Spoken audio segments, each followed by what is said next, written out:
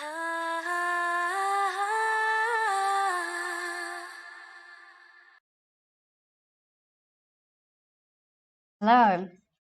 this is Anna from Anaya Science Witch, and here I'm going to present to you a presentation that I made in 2019 for a yoga festival and another festival, and then it was presented at another festival which we recorded in Bali, but we forgot to use a microphone. So what I've got up on YouTube right now is really not giving the presentation any justice. So here I am to re-record it for you. So it's called Amplify Your Frequency. And back in 2019, I was asked to present at the Yoga Festival in Auckland about the technology I use in my clinic, which is namely the multi-wave oscillator and pulsed electromagnetic field devices. And so this talk is like an exploration about frequency and movement and oscillation, vibration, electricity in terms of human biology. What is human biology, and then how do we understand that in relationship with frequencies and frequency-based therapies, and why do they work? So here we go.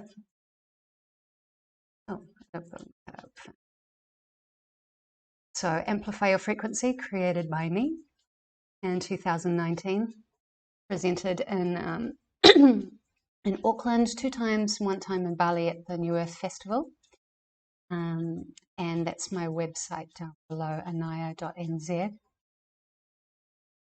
So this is a famous quote by Edgar Cayce: "If you learn music, you'll learn most all there is to know."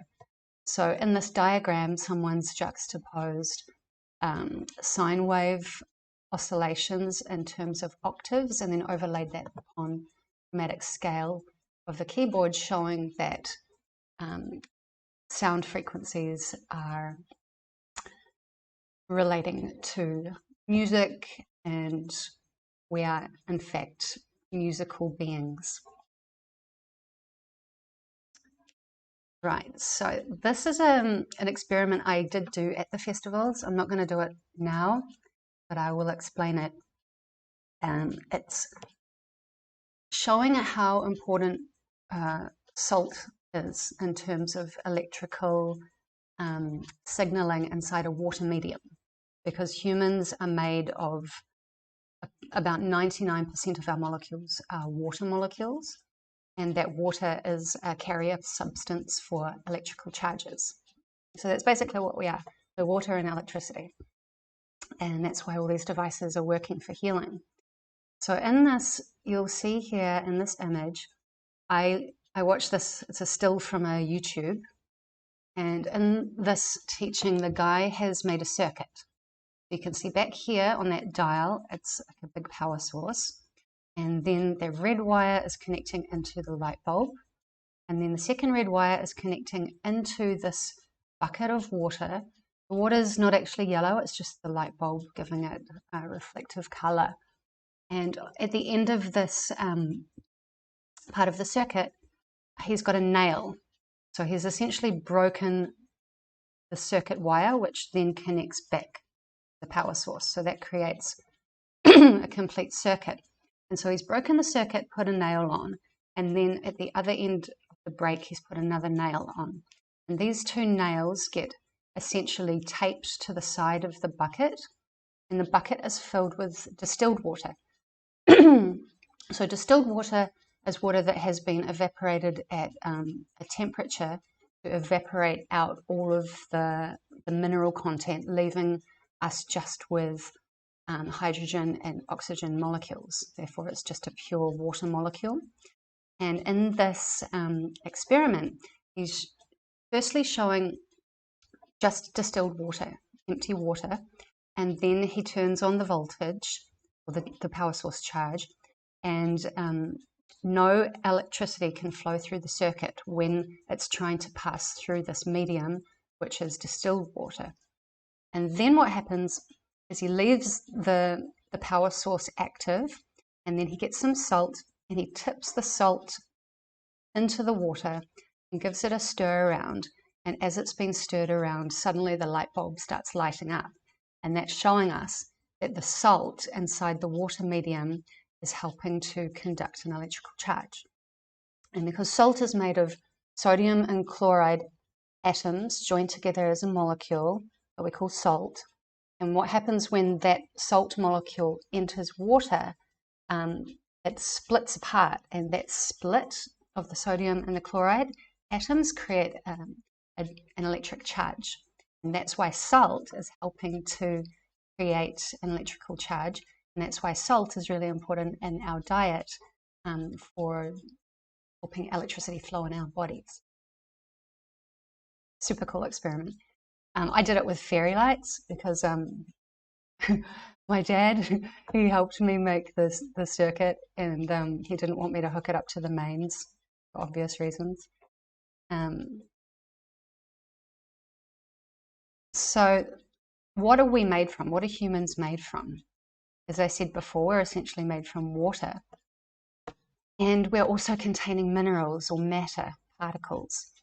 And every single cell contains water and mineral compositions. And apparently we have about 200 quintillion cells. Cells are always dying and being regenerated. And most of the molecules in our body are water, and water contains the minerals, and the minerals are made of elements. If you think about the periodic table, that is what all the elements are, like carbon, nitrogen, oxygen, on and on and on. And supposedly we're containing all of them in different degrees, states of change. And when we're talking of this here, this diagram, this is actually a water molecule. And you'll see here the white bits are the hydrogen atoms, and the red bit is the oxygen atom. And so it's showing that it's actually in this tetrahedron arrangement of the molecule shape. And when the molecules bond to each other, they're actually bonding through the hydrogen atom. The hydrogen joins to another hydrogen, which joins to other oxygens, which joins to other hydrogens, and that's creating like a crystalline matrix. And we're essentially made of a watery crystalline matrix, human. And water has 4 phase changes. It can be a solid. You can think about when you freeze water. A liquid, which is the watery part of the water, the flowing part. Gas is when water is warmed and then it starts evaporating. And plasma is known now as the 4th phase of water. And plasma, you can think about it in terms of the human body, like the connective tissue or the fat. And it has this ability to stretch and hold memory and then return back. And plasma is essentially helping to carry that electrical charge in the body. And that's all different types of connective tissues are in the body. So then we've got to understand what is matter. So a chemical or an element is any pure substance consisting of matter. And this can be a liquid, a solid, or a gas. So different elements, for example, we've got an element called carbon that can go from a solid state to a liquid state to a gaseous state. And that's always in a state of change inside the human body and inside all of nature. And then a molecule is the smallest part in a chemical compound. So when a chemical and a chemical or different elements join together, like sodium and chloride, they make a molecule. So that's 2 or more different building blocks to create something new. And the molecules are made up of atoms, and you can think about the atoms as pure elements held together by these chemical bonds, and that bonding is how the electrons are exchanged between all of the different atoms. And atoms, so we've got a picture of the typical imagined atom here, have a nucleus, which is the center, and the protons and the neutrons hang out there, and the protons have a positive charge electrically. So positive charge means that you're sending energy away from the center. It's a positive charge. Neutrons have a neutral charge, meaning it's not going either direction. And then electrons, which are the balls that are meant to be spinning around the atom, they have a negative charge. Negative charge means that you're pulling energy towards the center. And the electrons on the atom have the ability, because they're not trapped in the nucleus, they can go off and join other atoms, and then they can also attract other atoms to them, which means that the chemical arrangement, which then builds the molecules, is consistently changing. So that's why we're able to have all these different chemical reactions going on inside our body all the time. It's to do with the negative charge of the electron leaving or gaining into the atomic structure. And that movement of the electrons generates electricity through that kinetic motion. So what have we got here? Your molecular ingredients, they're basically structures when you think about it. They're made of matter, so therefore they have different structures. And as I said before, those structures, for example, with the water molecule, it creates like a crystalline matrix where things join onto each other.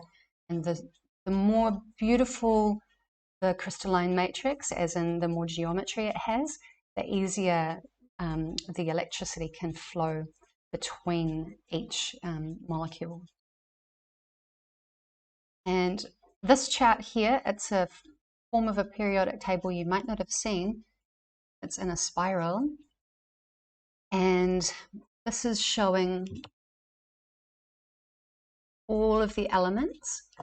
And in terms of what we had back here, you'll see that atoms have a positive and a neutral and negative charge.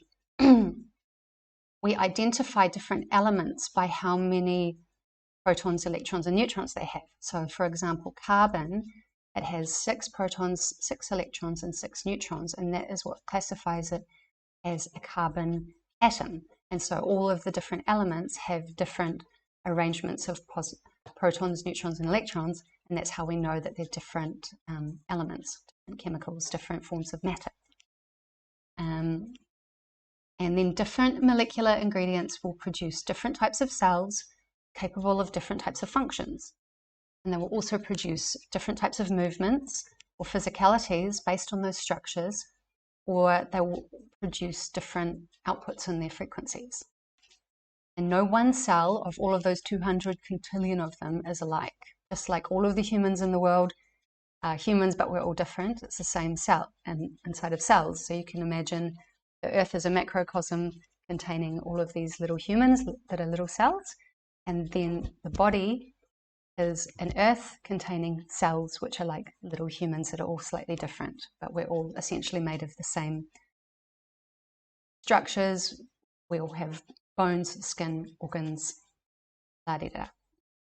And so depending on the thermal state, which means the temperature, and then the pressure, and the state changes, elements can then transform into other elements. So a solid becomes a liquid, becomes a gas, that will actually be an element becoming another element, becoming another element. So this is a picture of a microscopic anatomical photograph of a bone called histological photograph. And I've put it here to demonstrate how beautiful the human body is at this microscopic level. Like bone is essentially minerals crystallized, trapped in a medium, and you can see here that it's all rainbow colors. And what do we know about rainbow colors is that they're essentially states of change inside different frequencies in the visible light spectrum. So you can see that this human bone is going through all of these different state changes, albeit more slowly than other changes in the body. But the human bone is always growing, therefore it's always changing its state and therefore producing different frequency outputs. And this is obviously, you see in this color spectrum. And so over in here, structure determines the function. So obviously the structure of the bone is going to determine what function it has in terms of human physiology. And obviously bones are what holds up all of our muscles, and we're held upright. So that's, you know, the general function of bones is to either contain and protect our organs and also hold us up and help us move around. So on a more microscopic viewpoint of structures to determine functions, we've got this mud map here created by a teacher of mine called Heather Bruce, and it's a mud map of hormone production. So hormones are basically chemicals that send messages inside the body, and we need them to do all of the chemical signaling. And the hormones have to be built from something. We have to build them from ingredients, which are different forms of matter, molecules, atoms, and we can breathe them in and we can eat them, essentially. So in terms of eating them, vitamin D, cholesterol, dietary fat, and vitamin B, C, zinc, magnesium, and all of the other important minerals are all needed at the top of the chart to go and form this first hormone known as the mother hormone. It's called pregnenolone. And pregnenolone then goes to produce DHEA when it's mixed with progesterone, which comes from the adrenal cortex. That's the first level. And then that DHEA goes down to mix with the thyroid, which then produces T4 when iodine is present. And then when there's the presence of iron, zinc, selenium, that T4 is able to convert into T3. So that's why we need all these different food elements to produce hormones, which are chemical signaling for the body. If we don't have that going on, we're going to get problems straight away. So it's always best to look at, are you getting these ingredients in so you can do these jobs? And you'll see here in the blue writing, here and here, no heavy metal contamination. And then chlorine, fluoride, bromide, they're halides, they all interfere as heavy metals do with the hormone production cycle. So for example, magnesium tries to get into the cell, but if there's the presence of mercury, the magnesium can't get in the cell. So that's why heavy metal detoxing is really important. It's causing our cells to not be able to accept these nutrients. So this is a picture of a neuron with the synapse in between. So that's different terminals of the neuron. And in between, you'll see this light show, and that's the chemical signaling going from neuron to neuron or nerve cell to nerve cell. We need ingredients to make these hormones to act as messengers to do this electrical signaling between nerve cells. And what do nerve cells do? They pick up signals. They pick up pain signal, send pain signal to the brain. The brain then releases chemicals and hormones to the pain site to start healing the wound or the reason for the pain. So T3, which was back here, converted with iodine, selenium, iron, and zinc through the thyroid, that controls the voltage of a cell membrane. And T2, another thyroid hormone, controls the mitochondria, which is inside the cell nucleus, and that's known as the powerhouse of the cell. And so those thyroid hormones are really important for our cell function. And then I've written here, fat equals insulation. So that's why we have, dietary fat is very, very important. And what has fat got to do with cells? Well, the cell membrane is made of what's called phospholipid, which is a fat. And the T3 is controlling the voltage of that. And so when you think about fat being an insulator, when you think about a wire, you know, your laptop wire, it's got wires inside and it's got plastic around. And the plastic around is the insulation. And that means that all the electricity flowing through that wire can flow without it escaping the circuit, because the fat, or the insulation, the fat, is protecting the electrical charge from being disturbed. And so in our bodies, our insulators are made from fat. So that's why we need fat. And then obviously salt, as I described before, and other minerals in the water medium that we're made from is helping to conduct the electrical signals.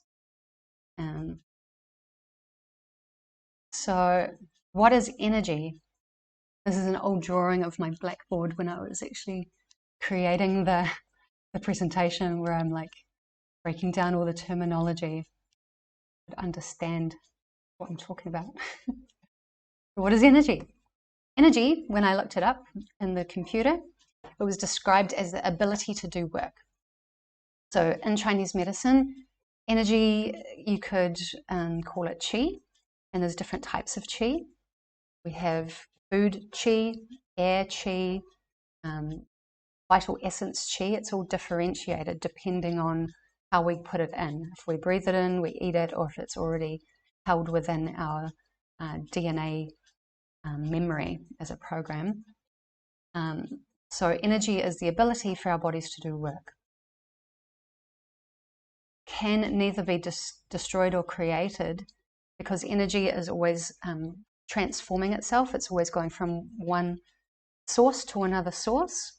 One source gets drained of energy while the other source gets filled up with energy. So it's always changing, and that's what that Taiji symbol is actually representing, that yin-yang symbol. And then types of energy, we've got kinetic, which is movement. So when you exercise and move your body, you're actually generating an electrical or energetic resource. Chemical energy is from burning a fuel or some matter, and that's what you could consider eating. You put chemicals in, which are elements, and you process them by burning it in your stomach acid, and that creates an energy. And then elastic, which is stretching a solid.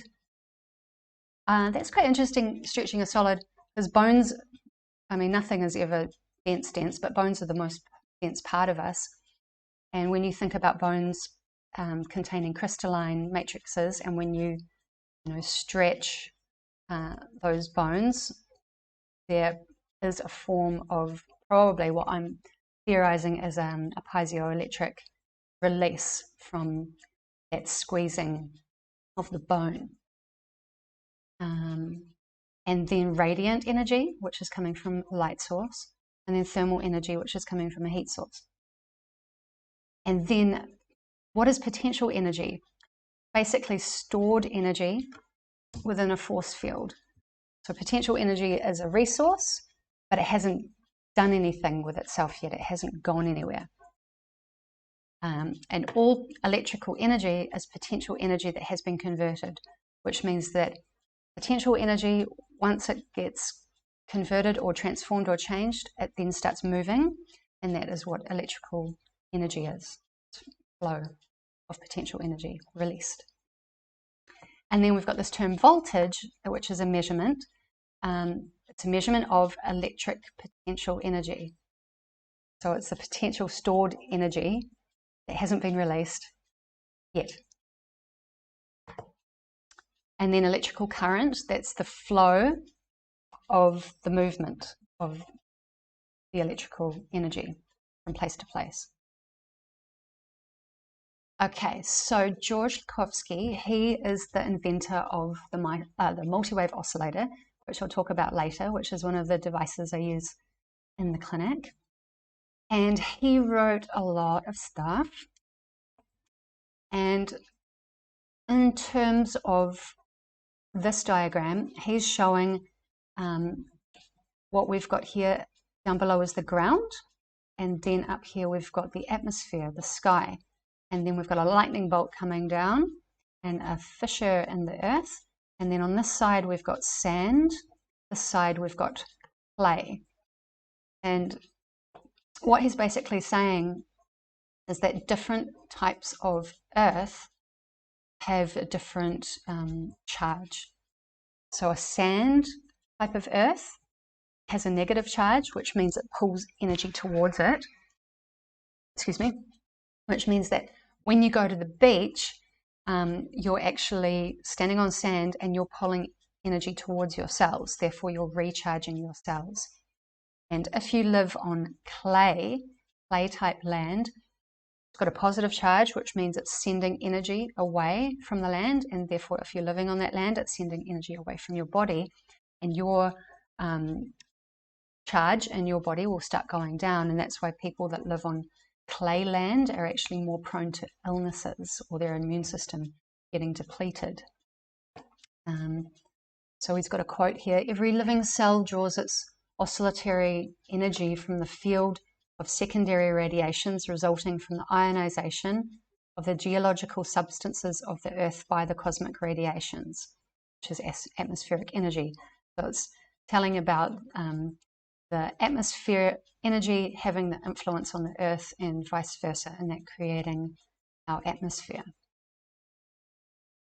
Ionization is the process by which an atom or a molecule acquires a negative or positive charge. So that's that change between the negative and the positive, as I was describing. It's going away from the body or the cell or towards by gaining or losing electrons. So when you lose an electron, you're depleting the cell, and when you gain an electron with magnetic negative charge, you're increasing the cellular electrical charge. And that's often in conjunction with other chemical changes. So cosmic, atmospheric, and telluric means earth, radiations are all having an effect on our human bodies. And these two charts are essentially showing, well, this one's showing the microcosmic orbit according to Taoist descriptions, which is showing the energy circuit in the body. It's going around like that, up the back and down the front. And we're connected to the earth through our feet. We're connected to the cosmos through the glands in our brain. And the glands in our brain, as they are hormonally charged through the spinal fluid flow up and down the spine. And then that can connect to the cosmic radiations when all of this is functioning properly. So this chart, you can see it's more spelled out. Direct cosmic energy, sunlight, breath, breathing in, because it's this microcosmic orbit is all about control of the breath, to then open up the brain abilities through the release of hormonal substances through the glands in the brain. Food, oh, that's why it's got bananas. I couldn't figure that one out. And then cosmic energy coming in through the navel. And then electromagnetic energy coming from the telluric radiations, full spectrum of energy assimilation. Oh, what's that one there? Starlight. Cool. So that's what it is to be a human in terms of the macrocosmic forces that we are constantly in a harmonic flow with. So here's a couple of drawings from George Lakovsky's research. Energy is held within the cell. The generated electricity is stored inside the cell. So this is a cell. Here's the nucleus. Here's the fat inside the cell. And it's stored inside the cell nucleus, inside tiny little filaments looking like wires. So that's what that squiggle thing is there. And a layer of fatty insulation cover the conductive fluid and the twisted filament within the nucleus. So here we've got to zoom in of the twisted filament within the nucleus, and it's essentially covered in fat, and it's conducting an electric liquid inside of it. So what does that look like? It looks like a wiring system. So it's basically a biological wiring system that's held within every single cell. So then we move to Jerry Tennant, who many of you guys interested in this stuff are probably familiar with. So he was showing that the measurement of pH, which is potential hydrogen, is actually the measurement of voltage inside a liquid formation. And I have this chart here? No, it's on another presentation. So basically, we need a certain amount of voltage and a negative charge balance to be running our cells at full battery. So here, obviously, I've got a battery at 1%. If your cell is running on 1% battery life, you're going to get illnesses more easily than if you're at 99 or 100%. So on the pH scale, we've got 7.35 to 7.45 on a scale of 0 to 14. So that's basically the middle, which is called neutral. And when he converted that into volts, it equaled a charge of negative 20 to negative 25 millivolts. So it's showing that this neutral state of the pH chart, when it's converted into voltage, it's actually in the negative millivolts, which means negative energy is drawing energy towards itself. So neutral charge pH is actually bringing energy into your body. And this is what a cell requires to run its normal function. And when a trauma happens, or when new cells are required to be made, that voltage needs to be doubled. So that's going into negative 50 millivolts, which is double 25. And that can be considered on the pH chart as alkaline. So that's from 7.45 up to 10. That's the alkaline zone.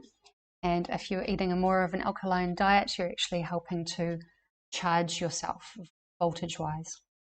And if the voltage drops below normal, which is that neutral state, the disease is starting to take on in the body, because you've gone from the neutral, and so here's the negative, which is alkaline, which is charge, and if you drop below that, you've gone into a polarity flip of the cell, which is positive charge, and that means you're pushing energy away from your body, and you're losing electrons, you're losing energy, you're losing your battery charge, and you're going to end up down there. And obviously cells are not just electricity. We need all of the ingredients in the cells from the periodic table. And then oxygen is obviously very important. Okay, so this chart, what is frequency? So frequency is a measurement of electromagnetic waveforms. There's two different types here. Most people know Hertz. This is a man called Hertz. And the frequencies that we measure mostly in terms of what we're using in our appliances are all measured in Hertz. And a Hertz, as seen in this chart, it's measuring oscillations per second on a transverse wave, which means it's going up and down. And you can think of that like the ripples in water. And a Hertz is basically when it goes up and down once, that's considered to be an oscillation, and it's measured over time. So if it goes from its origin and then away and then returns to its origin one time in 1 second, that's called 1 Hertz. And if it does that 100 times in 1 second, it's called 100 Hertz. And so depending on how many times that oscillation or that return happens within that measurement of time, that's what we know as Hertz. And this guy over here, most people recognize as Nikolai Tesla. He was measuring longitudinal waves, which is different from transverse waves. So I'm just going to bring up something to read, because when I wrote this presentation, I didn't spend too much time on this slide because I was still understanding it.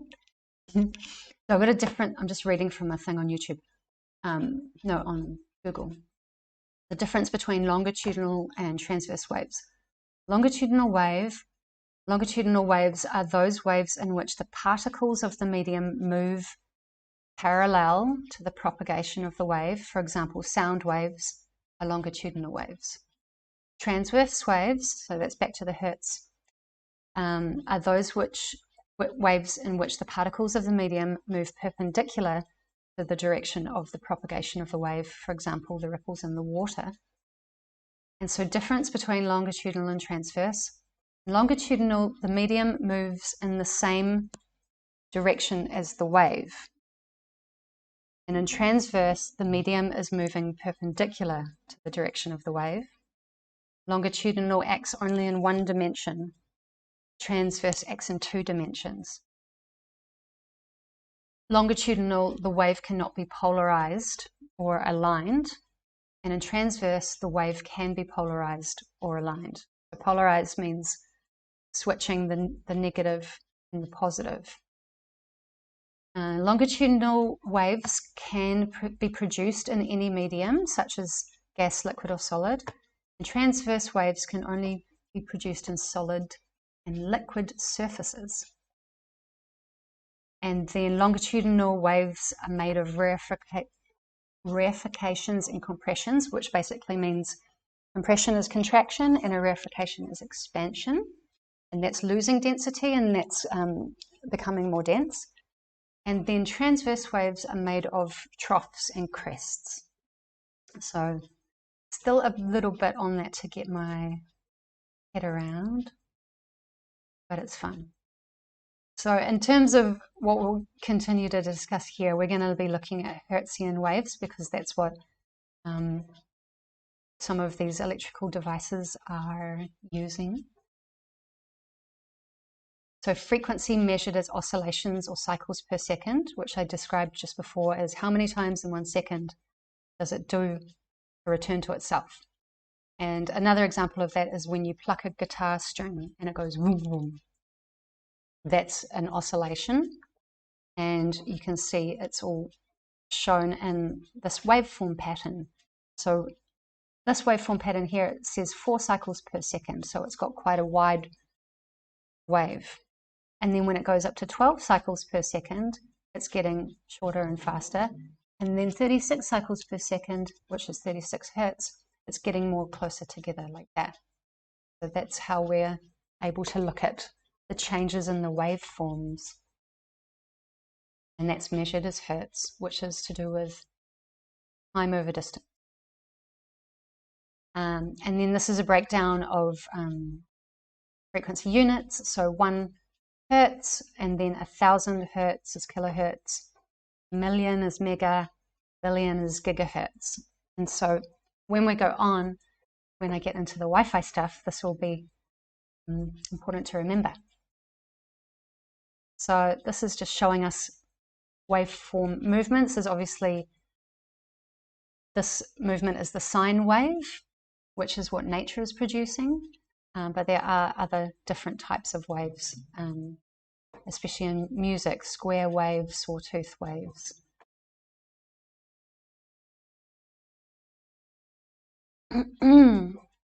So octaves, this is showing octaves, which is basically when you're doubling the range of frequencies. And it's getting bigger and bigger and bigger, but it's still containing the original sound wave. It's just become a doubled effect. You can think about that when you're going up and down the chromatic scale of the piano.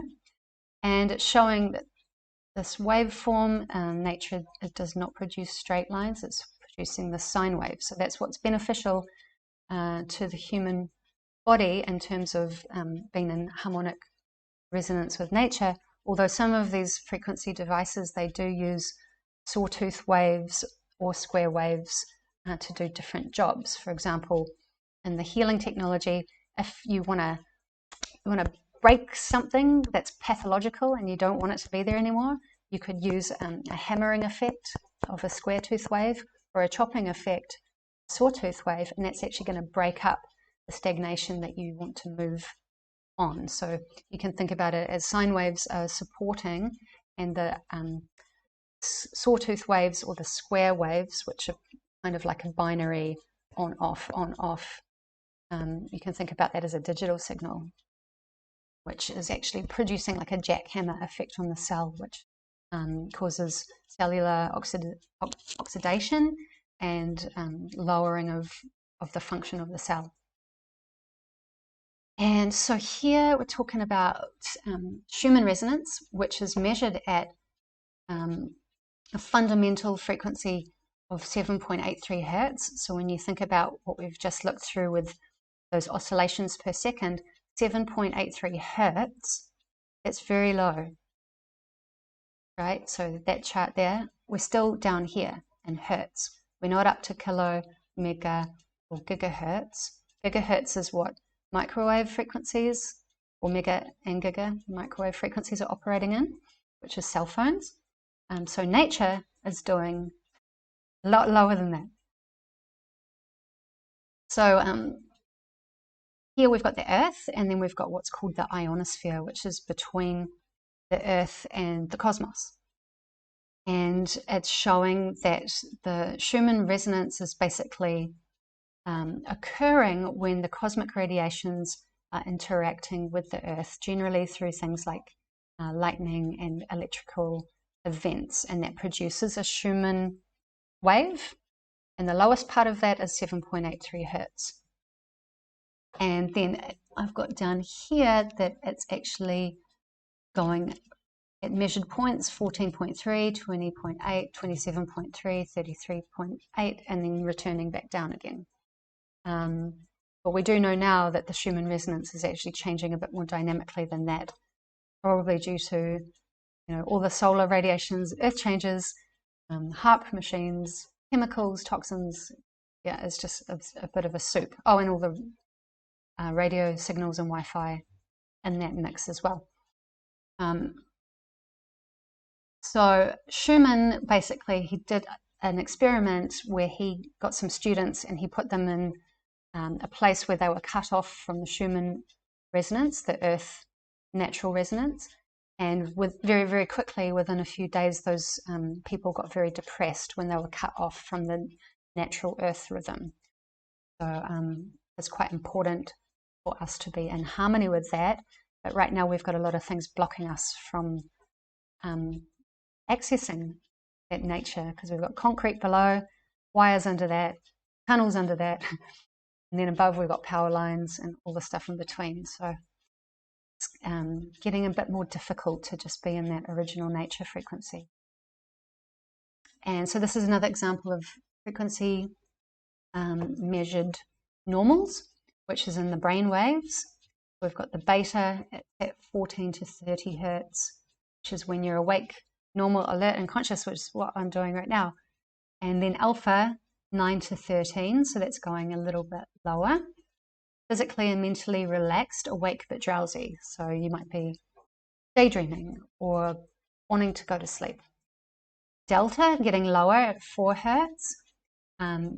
Dreamless sleep, loss of bodily awareness, so you're out to it. Theta, 4 to 8, so that's sort of between. Reduced consciousness, deep meditation, dreams and light sleep in REM. And then gamma, which is above 30 hertz, which is above normal conversation function, is heightened perception. And that's what they say often, that people that meditate a lot are able to access that new state of perception. I'm just going to take a bit of water. So this is cymatics.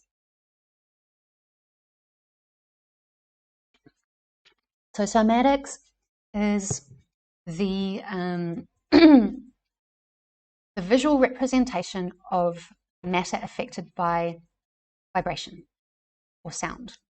And so in this old drawing, we've got a metal plate, and it's got sand on it. And then the dude here, he's got a violin bow, and he's going woo, and he's vibrating the plate, and that is generating this geometrical arrangement of the sand moving itself into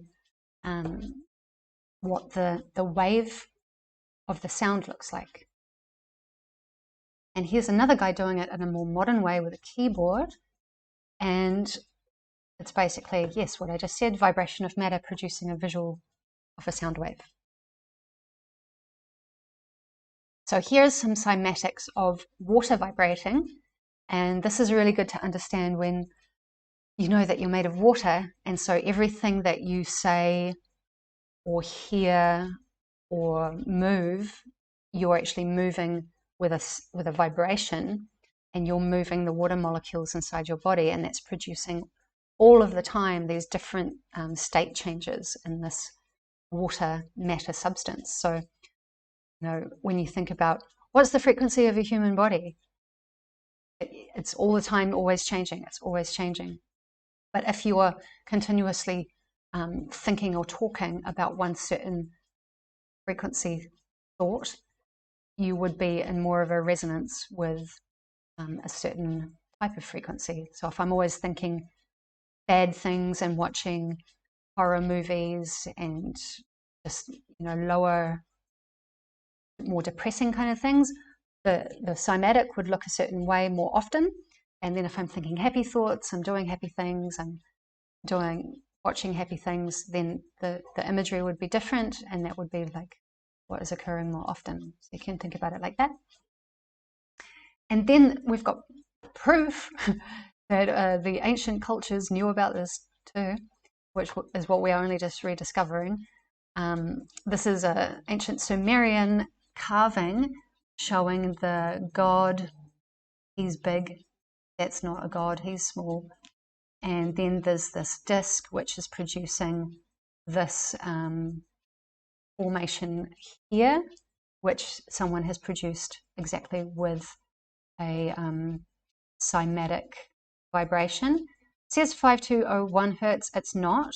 I've screen grabbed this, but I did check that is not 521. I think I wrote it on my board. It's like 3,000 and something. I can't remember, but it's also going to depend on the medium.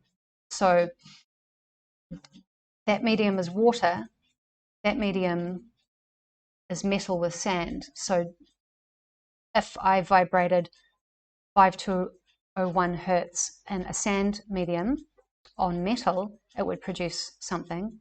But if I did 5201 hertz on water, it would produce something different because the mediums are different.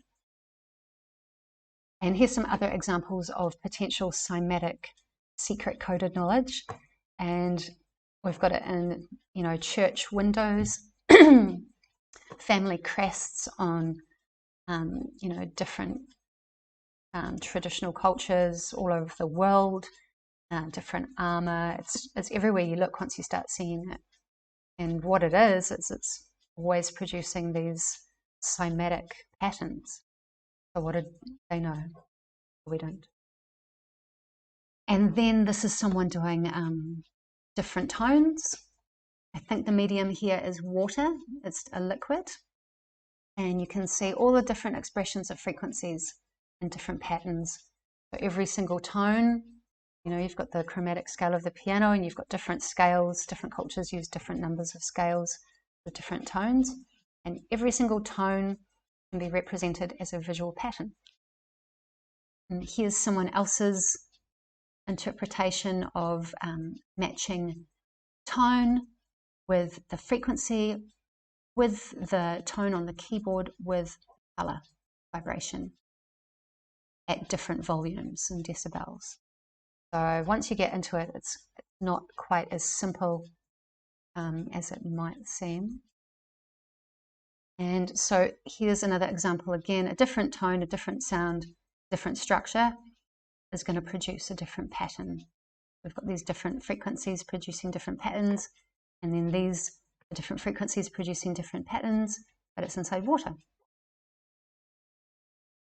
And this is another interesting thing to contemplate, is that these seals of Solomon are showing potentially different cymatic arrangements as vibrations, because they're perhaps spell commands, and they can also be seen as circuitry systems.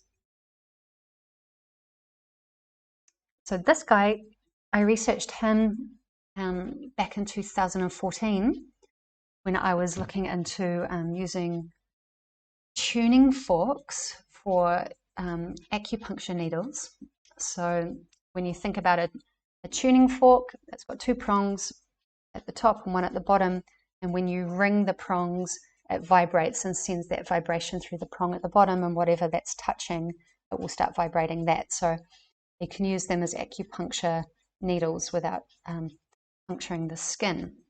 And Fabian Maman, he was a musician who had an acupuncture treatment experience, and then he thought it was so amazing that he wanted to learn acupuncture too. So he went and studied that, and then he began to unite music theory and traditional Chinese medicine, although he learned the Japanese style.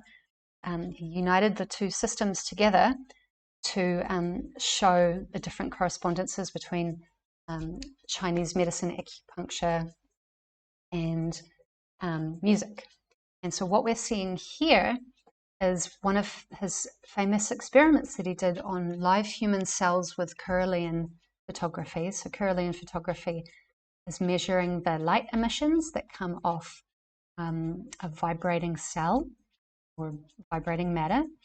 And here are different images of a cell under the influence of different instruments vibrating at different tones. And so he used guitars, xylophones, the human voice. I can't remember what else. It's all in the book. But what I want to show here is that a different tone and a different instrument will produce a different light event inside a human cell at a microscopic level. And he's got a whole lot of research on that in his books about how the sound vibration is influencing us moment to moment. And this is a really important part of his research. Sorry for the low-res image, but he did some investigations with getting a cancer cell from the lab, which is called a HeLa cell. It's like the standard cancer cell that everyone experiments with. And he put the HeLa cancer cell under the influence of music. And he showed that under the influence of music, the cancer cell membrane was able to be destroyed. So first, he just started using a gong, and he was gonging the tone repeatedly. And then after 21 minutes, the cancer cell membrane destroyed. And then he started then he started doing note changes with an instrument, A to B, A to B, A to B. And after 21 minutes, the same thing happened. Then he introduced a scale, the Ionian Scale, and that actually reduced the cancer cell membrane destruction time from 21 minutes to 14. And then he introduced the human voice singing the Ionian Scale, and that reduced the treatment time from 14 minutes to, I think, 9 minutes. So that was really interesting to show that the human voice was the most powerful instrument we have.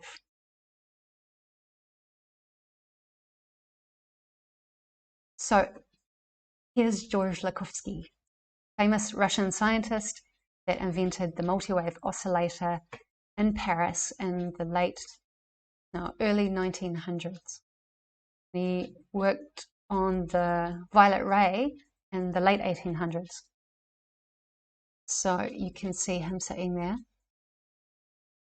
So that's the not the violet ray, the multi-wave oscillator that I have in my clinic. And how does it work? So I'll read what I've got. In physics, resonance is the tendency of a system to vibrate with increasing amplitudes at some frequencies of excitation. These are known as the system's resonant frequencies, or resonant frequencies. The resonator may have a fundamental frequency and any number of harmonics. So harmonics are like the octaves produced from a resonant frequency. Sender-receiver antenna, which is these two coil systems, are the harmonic resonators, and they're arranged in the golden ratio and they're tuned musically. So the exterior one is tuned to the note C, and it's C sharp, D, D sharp, E, F, F sharp, on it goes. And I've tried this. When I ring them, they actually do produce those tones. So quite amazing. And according to the Lakovsky research, it's saying that the values are going from 750,000 hertz up to 3 gigahertz, which is 3 billion. And what is it doing? It's providing between these two antennas a field of electricity for all of your cells, like a bathtub of electrical signals, for all of your cells to find their individual resonance. And you sit in that field, and when resonance is found, your cells will gain an amplitude or strength, and they will resume their original oscillation frequency, their original resonance. And therefore, all of your cells are all going to get a treatment all at once and then be restored to their original vibrations and therefore return to normal cell function. So all of that is powered by a Tesla coil, which is not seen in that image, but basically you've got these two harmonic resonators tuned harmonically, the chromatic scale of the piano, and then the antenna, they receive the signal from the Tesla coil, and the Tesla coil obviously plugged into the wall. The electricity comes from the mains, goes through the Tesla coil amplifies the normal mains power into a much stronger power conversion because it's going through a coil system, creating a magnetic field that is transmitted into the two antennae, and it has a capacitor inside known as a spark gap, because when there's energy going through a Tesla coil, it's creating a much stronger energy field, and if it doesn't release or discharge some of that energy periodically, it will overheat and cook itself. So a capacitor is put into that circuit known as a spark gap, which is two metal prongs facing each other, and when the discharge happens, a little blue lightning bolt flies across, and that releases the energy, and that releases into the antenna, and then it harmonically goes down the scale, and then you're sat inside of that, and that's created a scalar field bubble. And you can also think about it like this in terms of waveform output. When you think about music coming through a stereo, you've got two stereo speakers like this, and they're producing waves going out from the source. But if you take those two stereo speakers and you face them together, they start clashing in the middle, and that creates a third interaction, and that is opening up this potential scalar field as well. So it's got a few things going on in there. Still researching it. Need to read more. And then radiant energy, so you can see that here, which is light energy. If I had the Carolean camera, I could record the light coming off. If I just switch off the light in the house, you can't see it. Produced by the MWO, golden ratio harmonic at 1.618, at Fibonacci arrangement, which is this Fibonacci ratio. It causes energy to implode and feed back to itself. So implosion means that the energy, it goes away, but it comes back. So it's a continual recharge of its own energy resource, and that is what a Tesla coil is doing as well. So it's a double implosion system. And this is a bit harder to see. This is from one of Jerry Tennant's presentations, and it's got here is a cross-section of the human DNA, photographed by Rosalind Franklin, and then that's basically showing this implosion energy going towards the center, away, and then back inside of itself, and then he's comparing that to the scalar field produced by this ratio. So that's what our DNA is doing on a microscopic level.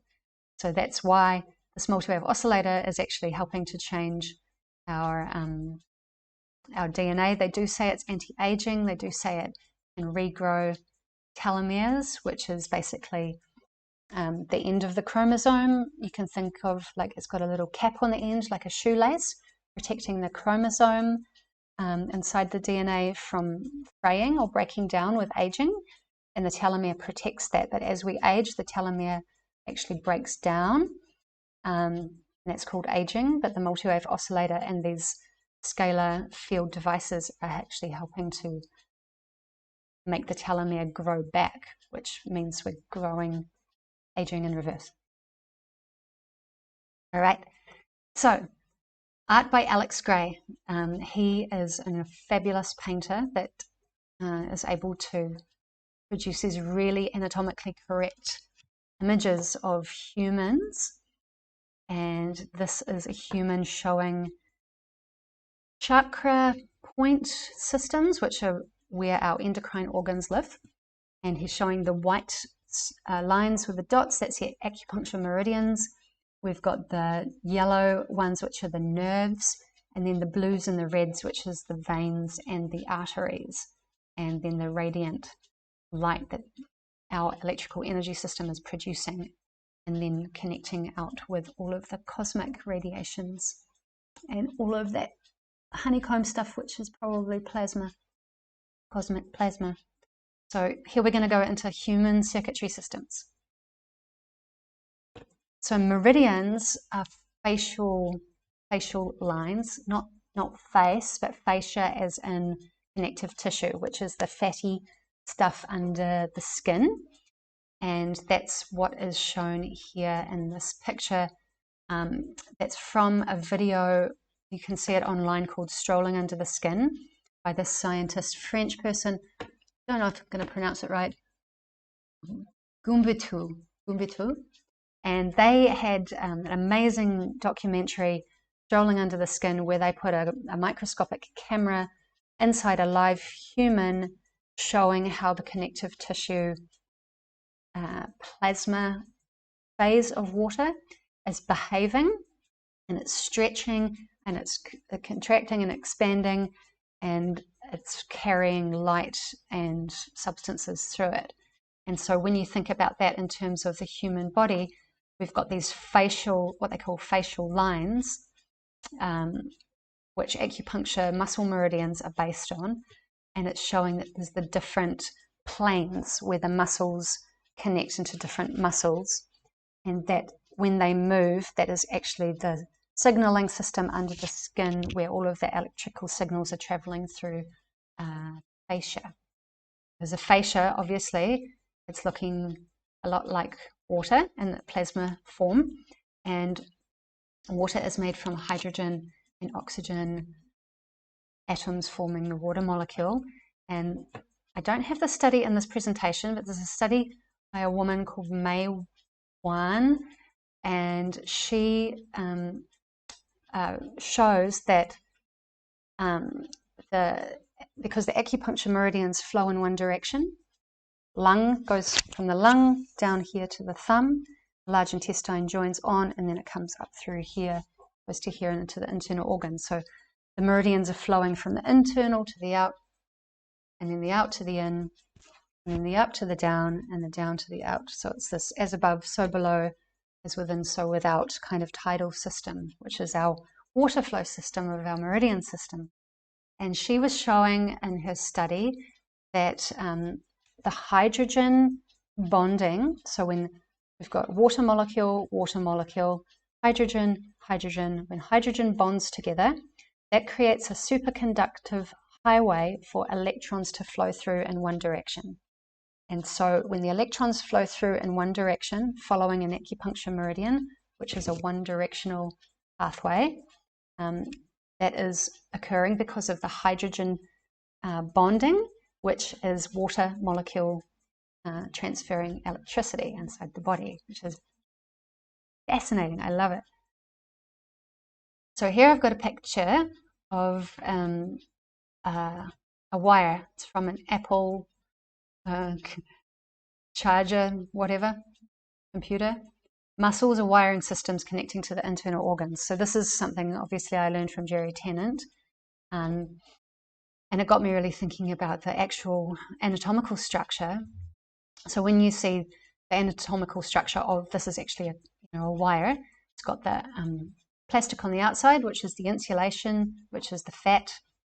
And then you've got this different matrix going in that kind of, not honeycomb, it sort of looks like diamond. And then there's another layer protecting the internal wiring system, which have these different tubes. And then inside that tube, there's many, many smaller tubes. So when you compare it to human anatomy, you're going to see something very similar, which is this tube here has been extrapolated out of its main grouping, and that's part of a muscle. And so when those muscles are all grouped together, that's contained within this sheath. And then there's another sheath containing the sheath and a sheath containing the sheath. And so when a muscle moves, contracts and expands, it's actually, you'll see it in the strolling under the skin video. It's that the muscle is moving through a sheath. The sheath has, in between the sheath and the muscle, there's a layer of connective tissue, and that is actually holding the muscle in place, and it's creating this kind of elastic potential energy that means that the muscle is not going to go whoa back here, and it's not going to go whoa down there. It's going to be contained in a certain arrangement of movement that it can't stretch and break, and it can't go flying off, and then your body's all out of control. So there's a control system in there. And it's interesting that it looks very much like how they've constructed wires inside all of our electrical devices. So it's all based on anatomy. And then, as Jerry Tennant says, the muscles are stacked rechargeable battery packs. And so when you do movement, kinetic exercise, you're actually creating elastic energy, kinetic energy, and that's actually recharging the cells, which are inside, it's a microscopic part of the muscle, and it's charging all of the little cells inside the muscle with electrical energy. So rechargeable batteries. And this is actual wire arrangements, different arrangements. You can see how geometrical it is, and also how similar it is to our human anatomy. Different arrangements are going to have different cellular groupings, different cellular functions, different areas in the body, different sizes of muscles. So here we've got the lung meridian. This is the sinew meridian of the lung channel, which is relating to more of the muscle area. So it's more of the external pathway of the meridian as opposed to the deeper pathway that connects to the internal organs, because the organs are deeper. So when Jerry Tennant is saying that the muscle battery packs store electrons and connects to organs via the fascia or the connective tissue, meridian lines, they're actually supplying the organ with voltage. So this whole area of this man's meridian, that whole area, when we move that whole area, that is the muscle battery pack for the lung organ. So doing that is charging up the lungs. And that's what Qigong is. Qigong, you do different muscular movements, or not engaging the muscles, but you do different movements with your body in different ways to charge up your organs. So here's just another example of a circuitry system inside the body, which is the heart blood flow. And so we've got the blue and the red. So the blue is without oxygen and the red is with the oxygen. So obviously the lungs breathe the oxygen in, and that gets put into the blood supply and then pumped through the heart. It's actually not pumped, it's vortexed. That's in another presentation where I'll show that. But the heart's actually vortexing and spiraling the blood, which is structuring it. It's not pumping like that. But you'll see that there's an output, and then that output goes to supply the body with oxygen, and the body is using up that oxygen. The blood that has had the oxygen used up returns through the venous system, returns through the heart, returns through the lung, gets some new oxygen, and then goes back through its cycle. So it's a recycling system, which is another circuit. Here's another circuit. Spinal nerves supplying the organs. So here we've got the spine, obviously, the tailbone, the sacrum, the lumbar, thoracic, cervical, up into the brain, with the brain on top. And then this has been extrapolated out to all of the spinal nerves connecting to different regions of the body. And here, obviously, we've got the lungs, the heart, the mouth, the teeth, the tongue, the eyes, ears, glands of the brain, stomach, that one, liver, gallbladder, spleen will be in there, pancreas will be in there, small intestine, large intestine, reproductive organs, and bladder. So you can see at different regions of the level of the spine, the nerves which carry electrical signals that flow out of there are flowing into your internal organs. So that means that when you're doing self-analysis, like, oh, I've got a liver problem, is the liver problem from my liver, or is it because the nerve connecting to my liver has got a problem because the spine is out of alignment? So you might have had some kind of accident where you've got a bulged disc or you've got a spinal nerve impingement. That is going to short circuit the energy supply through the nerve to your related organ. So it's always best to do spinal nerve checking, and I apply the violet ray and the pulse magnet devices on the spine to essentially clear the inflammation if there's anything blocked in the spinal nerve root region, and then reboost the energy electrical supply back into the organs. So that's an exciting system to work with pulse magnets. You've got to do it in a very careful way though, so I'll have to make a video on how to do that. You can mess it up, which is not safe. Do a video on that. Circuit breakers.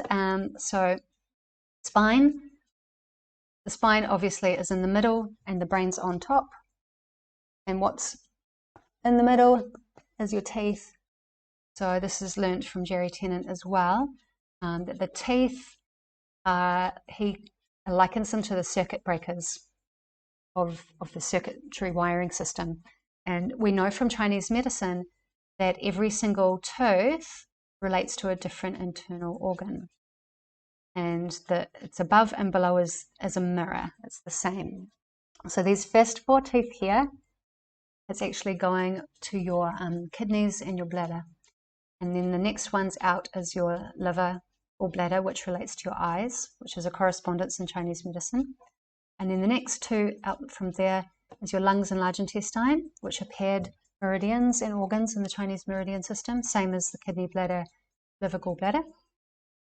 Going out from there, we've got the stomach and the pancreas, spleen, which relates into the thyroid, and the breast, which is basically the meridian pathway of the stomach and spleen organ, meridian from the organ. And then out from there, you've got your heart and your small intestine as your back molars. So if you get a disease in one of these teeth, it might be because the origin is coming from the internal organ. So you fix the organ and you'll fix the tooth. Or you've got a problem with your tooth because you had a damage to your tooth, or you didn't take care of your tooth, you broke your tooth, you ate too much sugar, whatever. And then that energy supply, that circuit switches off, and then the energy supply to your organ related will get switched off. And so over time, you knock out front tooth, your kidney and bladder energy supply will go down electrically. And then if you've got a cavity or if you've got a root canal, whatever, you're going to be eventually depleting the electrical energy supply to the internal organ via the tooth connection. So it's really interesting to use diagnostically. Violet ray is really good. You can go on the gums around the teeth. But I'll get into more like therapeutic stuff in a later presentation. This one's really long. Okay, here's me thinking about what are chakras. Chakras are these ancient vortexes that have been channeled from somewhere. Who knows where the concept really came from? I mean, it's ancient Tibetan. But chakras are located at endocrine gland location sites, and where those endocrine glands are, so you've got pituitary, pineal, thalamus, hypothalamus, you've got your thyroid, parathyroid, thymus above the heart, then you've got your pancreas and the solar plexus region going down to above the kidneys. You've got your adrenals, and then lower down you've got your reproductive organs and the gonads and ovaries. So where all of those hormone production sites are, you're going to have a lot of nerve centers, and that's essentially like a supercharged highway for hormones to go in and out of. So these are points where there's a lot of information coming and going all the time. So, you know, one concept of these that I believe, that's in another video. These are maybe, chakras are maybe not so beneficial spiritually, but it did get me thinking about why did they make them have these certain amount of petals? And knowing that they're meant to be vortexes, which open and close, and why do they have, you know, the lower chakra has 4 petals, then 6, then 8, and then suddenly there's like 144 or 144,000 on the crown chakra. So if every structure has a function, then what is the functional structure of these petals of chakras? That's where my mind is going on this one. And I got to thinking about the base chakra has got 4 petals, and when you think about that arrangement, you can see all these ancient symbols of the swastika, which is showing cyclical movement. And when you look at different antenna or engine systems, they also have this cyclical movement. This is a cloverleaf antenna, and it's got this kind of induction flow system going on. So it's recharging itself with the energy output returning to itself. So possibly this lower chakra is doing some sort of similar mechanism with energy generation. And then looking at the chakras from different perspectives, because obviously we see them in these drawings, they're just like flat flowers. But what if we turn them on their side? You know, here's a flat flower looking down from a bird's eye view. Here's turning it, you know, slightly on an angle, it's oblique view. Here's zooming in at the central hub, which is looking very much like that swastika kind of movement. And there is looking at it from the elevation view, which is just straight on. So everything is three-dimensional, right? The chakras are not flat pictures. So it's got me thinking about them in terms of antenna, sending, receiving situations inside our endocrine system. And then this is a chart with the petals. So the 4, the 6, the 10, the 12, the 16, the 96 to 1,000. Number of petals. There's all different numbers. All the original chakras are not colors. They're multicolored. These charts are really, I don't find there's any point to really try and be accurate with it. It's just put here as a conceptual investigation, because the original Tibetan chakras have got multicolors, they've got animals running around, and this rainbow system is actually more of a representation of just like a lower to higher frequency bandwidth as a concept. It's not accurate. But function, endocrine organs create hormones which act as chemical messengers that travel through the nerves, going through these different junctions, intersections, attachment sites, send messages throughout the body. So here's another motor part, 6 petals, and then here's a Rodin coil, which is basically, another type of vortex. So it's just got me thinking along those kind of terms of this geometry of the human body. And this is a comparison. This is a Buddhist, I guess, like a temple kind of structure.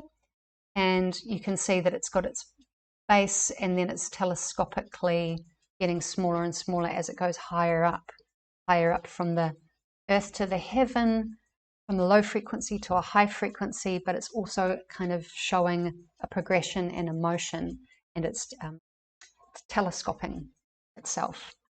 And you can see that in this system cycle here of the name of this piece of gyro escapes me. It's on my motorbike.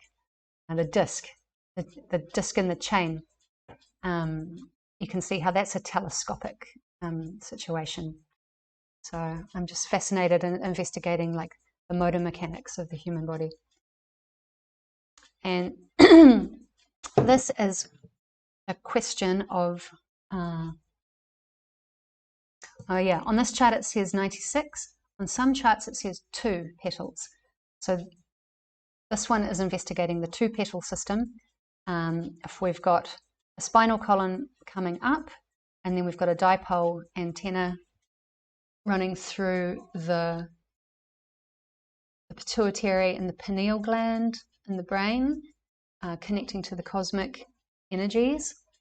Then we could have essentially a spine, and then the 2 petals on top, which are the glands, endocrine glands of the brain, connecting as our sender, receiver, antenna, psychic energy. And here's one on top, the crown chakra. The crown chakra is the only one that's facing upwards. These other ones are wheels going towards the front and the back, but the crown chakra suddenly changes direction and opens up like a satellite disk towards the cosmic communications. So investigating that. In our brain, we've got 12 cranial nerves.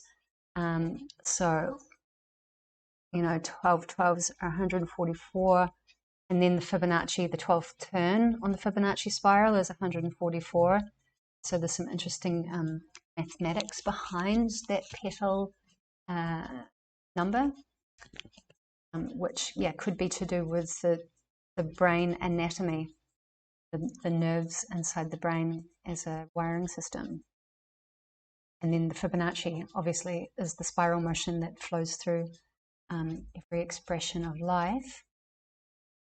And this is a toroid, so it's bringing in energy from above, energy from below, and it's also sending energy from itself to the heavens.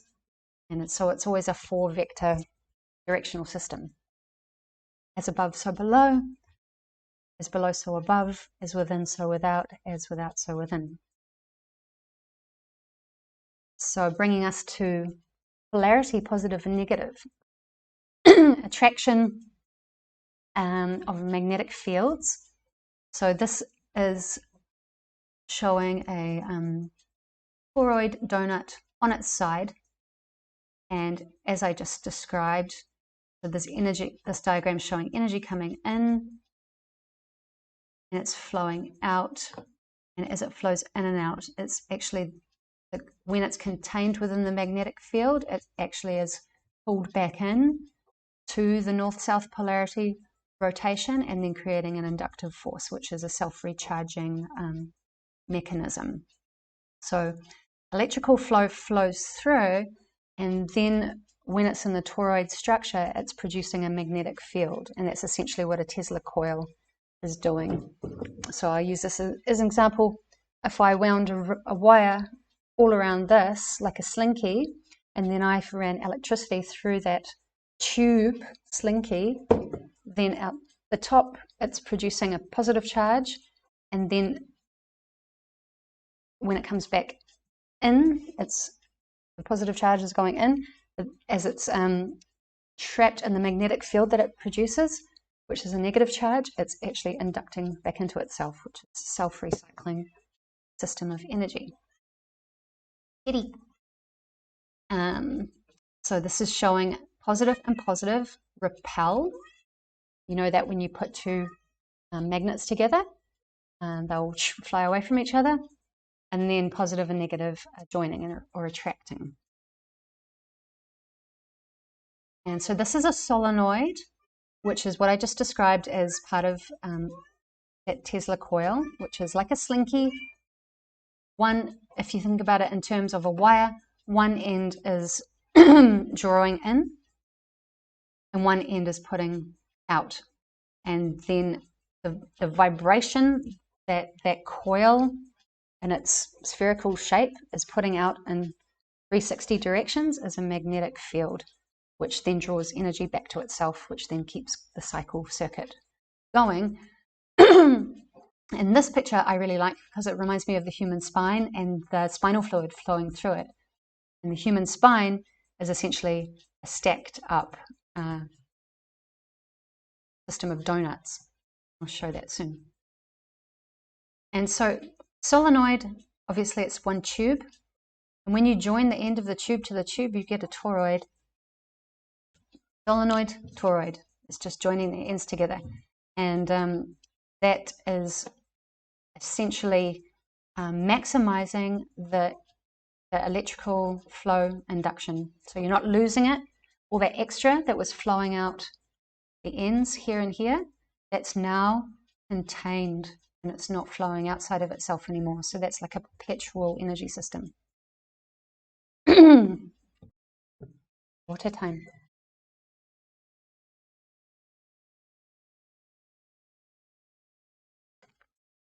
So that's a toroid with its internal mechanics.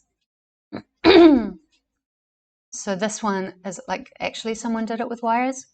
A toroid is a coil of insulated or enameled wire, in terms of this, wound on a donut shape form made of powdered iron.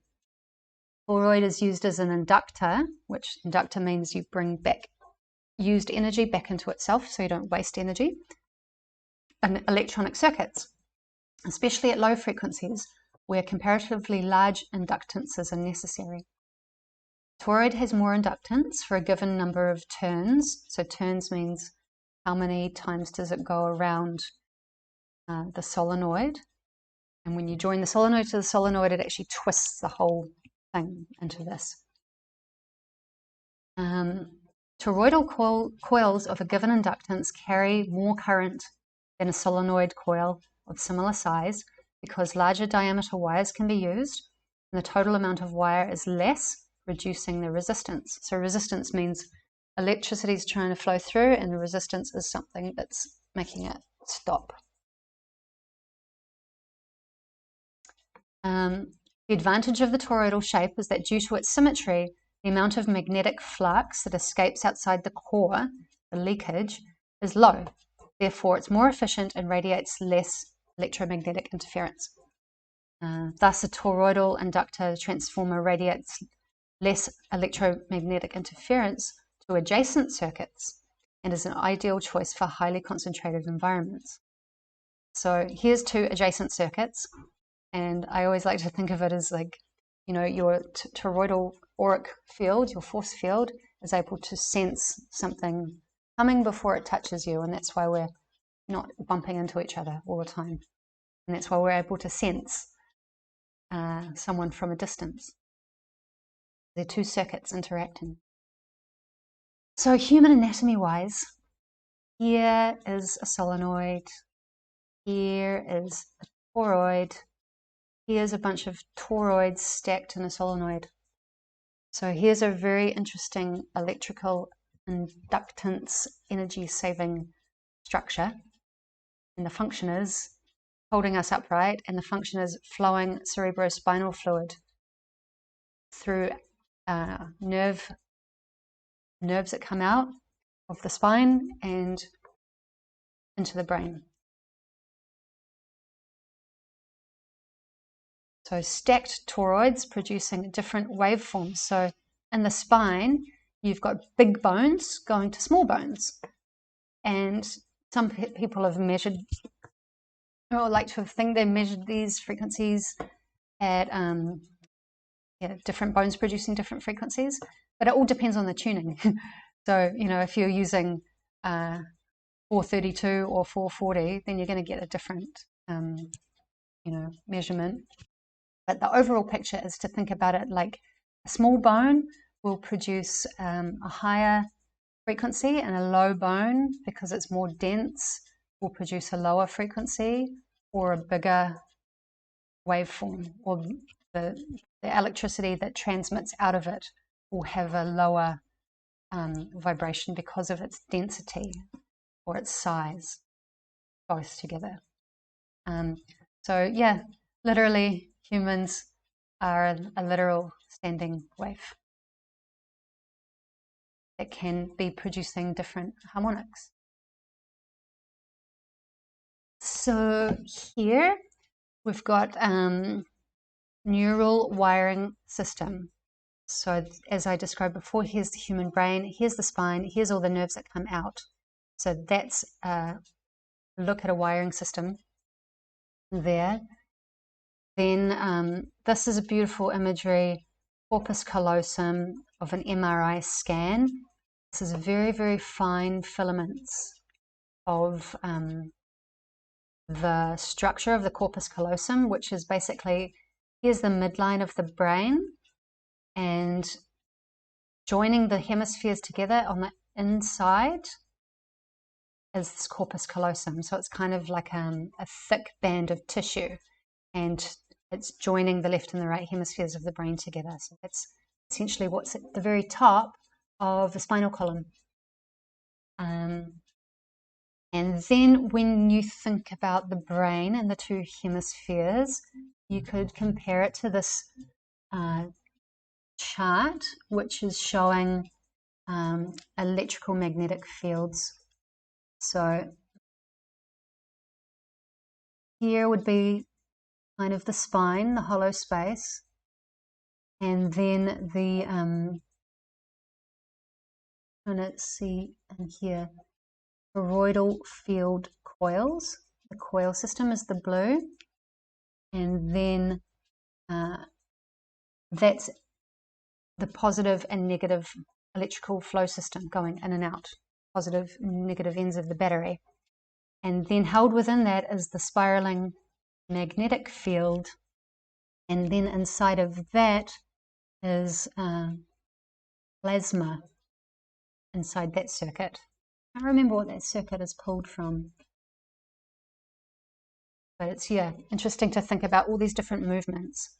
You've got the movement north to south, you've got the movement from east to west, and it's all one system, generating electricity and then using that electricity to generate electricity.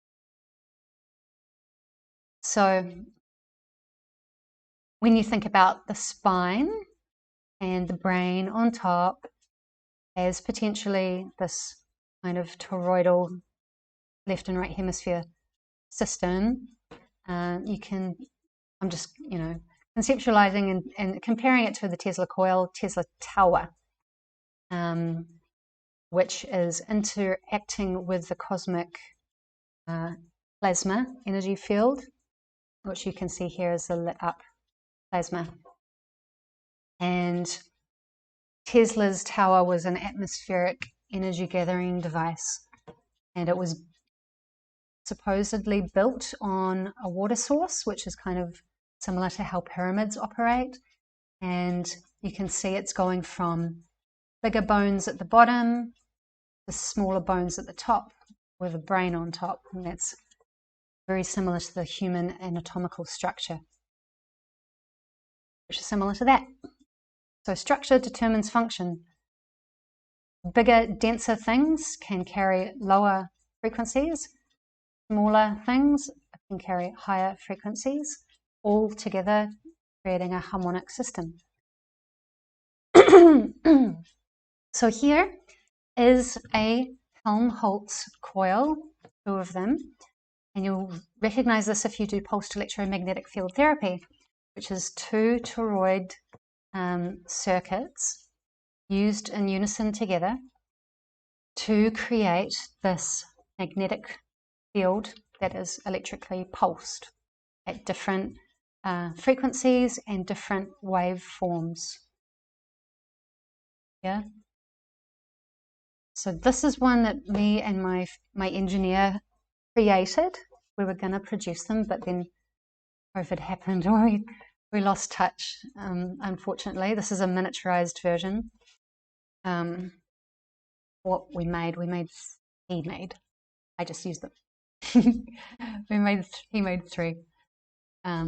So pulsed electromagnetic field therapy has been extensively studied and was approved by the FDA in 1979 for healing of non-union bone fractures. Subsequently received FDA approval for the treatment of such varied conditions as incontinence, depression, anxiety, and just recently in 2011 for certain types of brain tumors.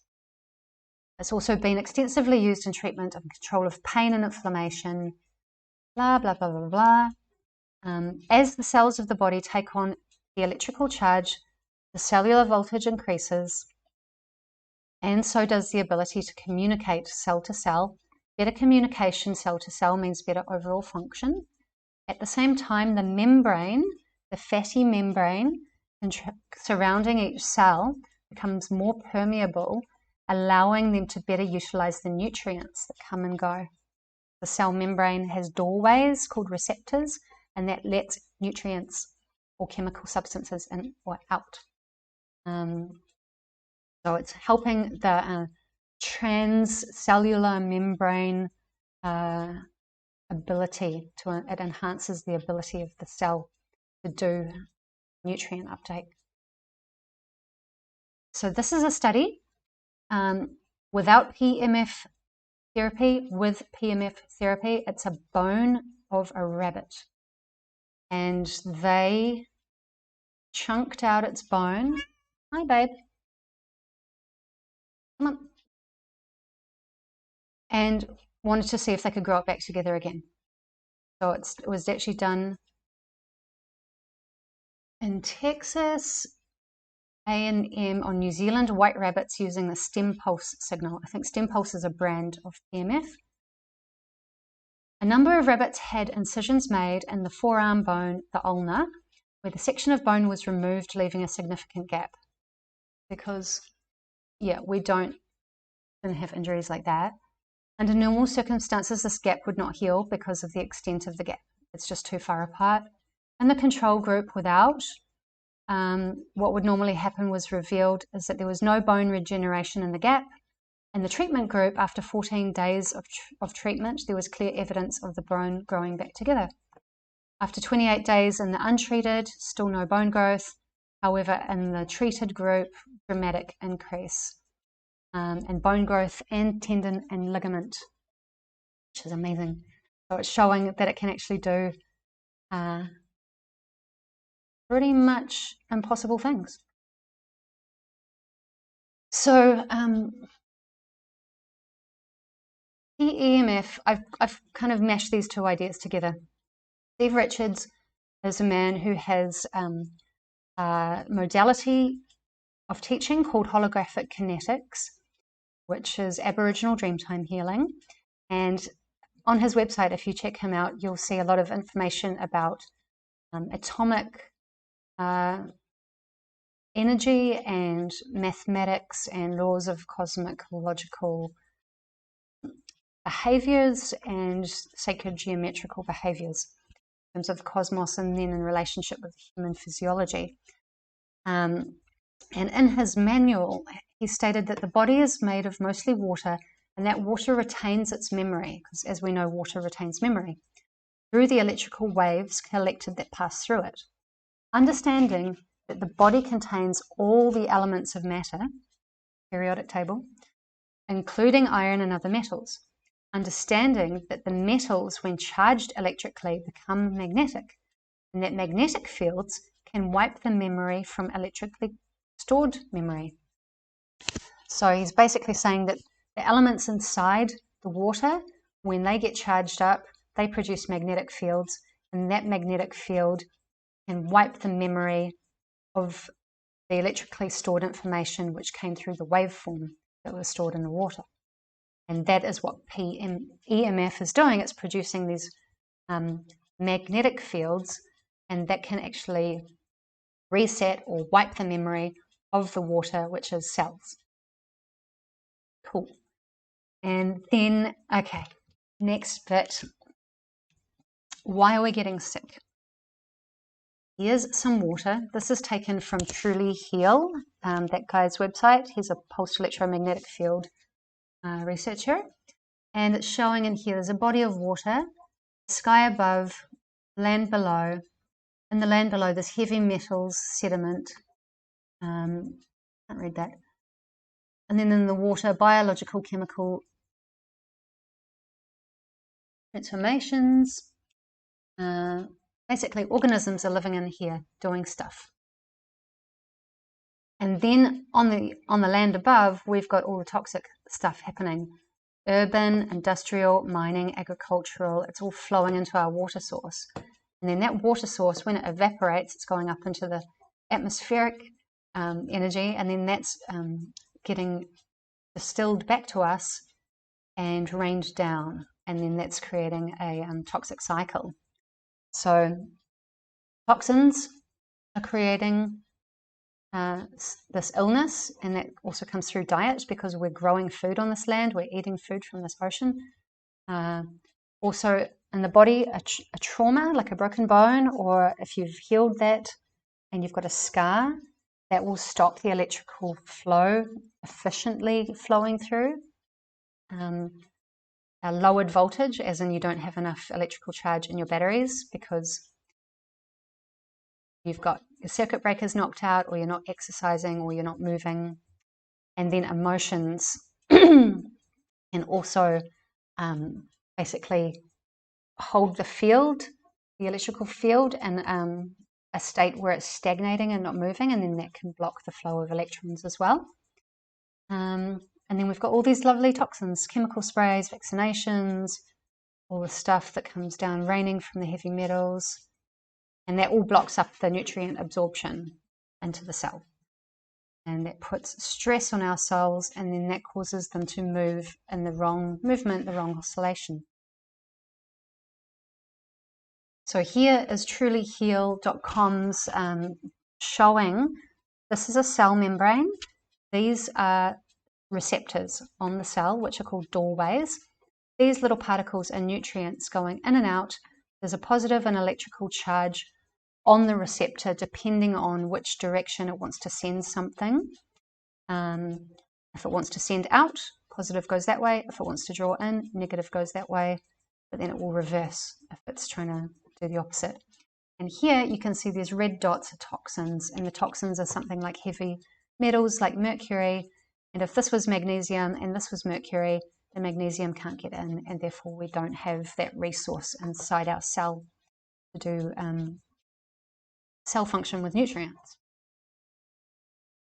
So back to Heather's mud map, we've got the same as before. Here's the ingredients, going in to make the mother hormone, going into mix progesterone to make DHEA, to mix with the thyroid hormones, to do all of this stuff for T3, which is the electrical conduction voltage of the cell membrane. And all the red writing is stuff that mucks up the process. So the heavy metals, the halides, and all of that, eating, breathing, etc. So, next bit, I'm going to go, because when I wrote this, it was all about 5G. 5G was all over the news. It hadn't arrived yet because I wrote this in 2019 in January. And so I went into an investigation, exploration of 5G, 4G, all the Gs. And this is a app. You can only get it on Apple devices. It's called Architecture of Sound. And it's essentially reading the electromagnetic fields that we cannot see in the atmosphere. And it's showing cell towers, routers are the spiky ones are cell towers, Wi-Fi routers are the red ones, and square ones are satellites. And then, space stations and satellites. So you can see that in a Schumann resonance atmosphere, ionosphere, when we've got all that going on, we're really getting a lot of blockages happening in terms of getting nature's sine wave restorative currents, because all of that, and every time they add in a new bandwidth frequency to operate a transmission on, it just gets added in. Like, they don't take an old one out and put a new one in. They just layer it up and layer it up. And so now we've just got a layer of electromagnetic soup. And so there's a Dutch school experiment performed with teaching the kids about wireless signals.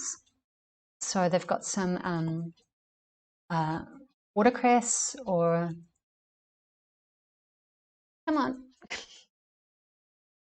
they've got some watercress or whatever that is, microgreens, and the healthy one and the unhealthy one. The unhealthy one has got a proximity to the Wi-Fi router, and the healthy one is not in proximity. And you can see the growth difference. Well, it's actually death. Garden cress will not germinate near a Wi-Fi tower. So it wouldn't even begin its own life. This one got born, this one didn't even get born. No, darling, come on. Whoa. So on the spectrum, radio waves and microwaves, radio waves are operating in this zone here, radio waves. And that's, so down here we've got hertz, and then we're up to kilohertz, so that's thousands, then we're up to megahertz, that's millions, we're up to gigahertz, that's billions, okay? So remember Schumann resonance, 8 hertz, 7.83 hertz, this is human resonance. So then we've got radio waves. So radio waves are obviously anything using a radio signal, and then that is producing this electromagnetic radiation. And then when we get up into the microwaves and the gigahertz, you can see this red dotted line, and that's producing a thermal effect, right? And then across here we've got the top, which is the wavelength and the frequency, which is what is also down here. So what do we know about this? We know that microwave ovens operate at 2.45 gigahertz, which is about there. And they're producing a small thermal effect, and that's what is heating up your food. So a microwave oven doesn't actually use heat.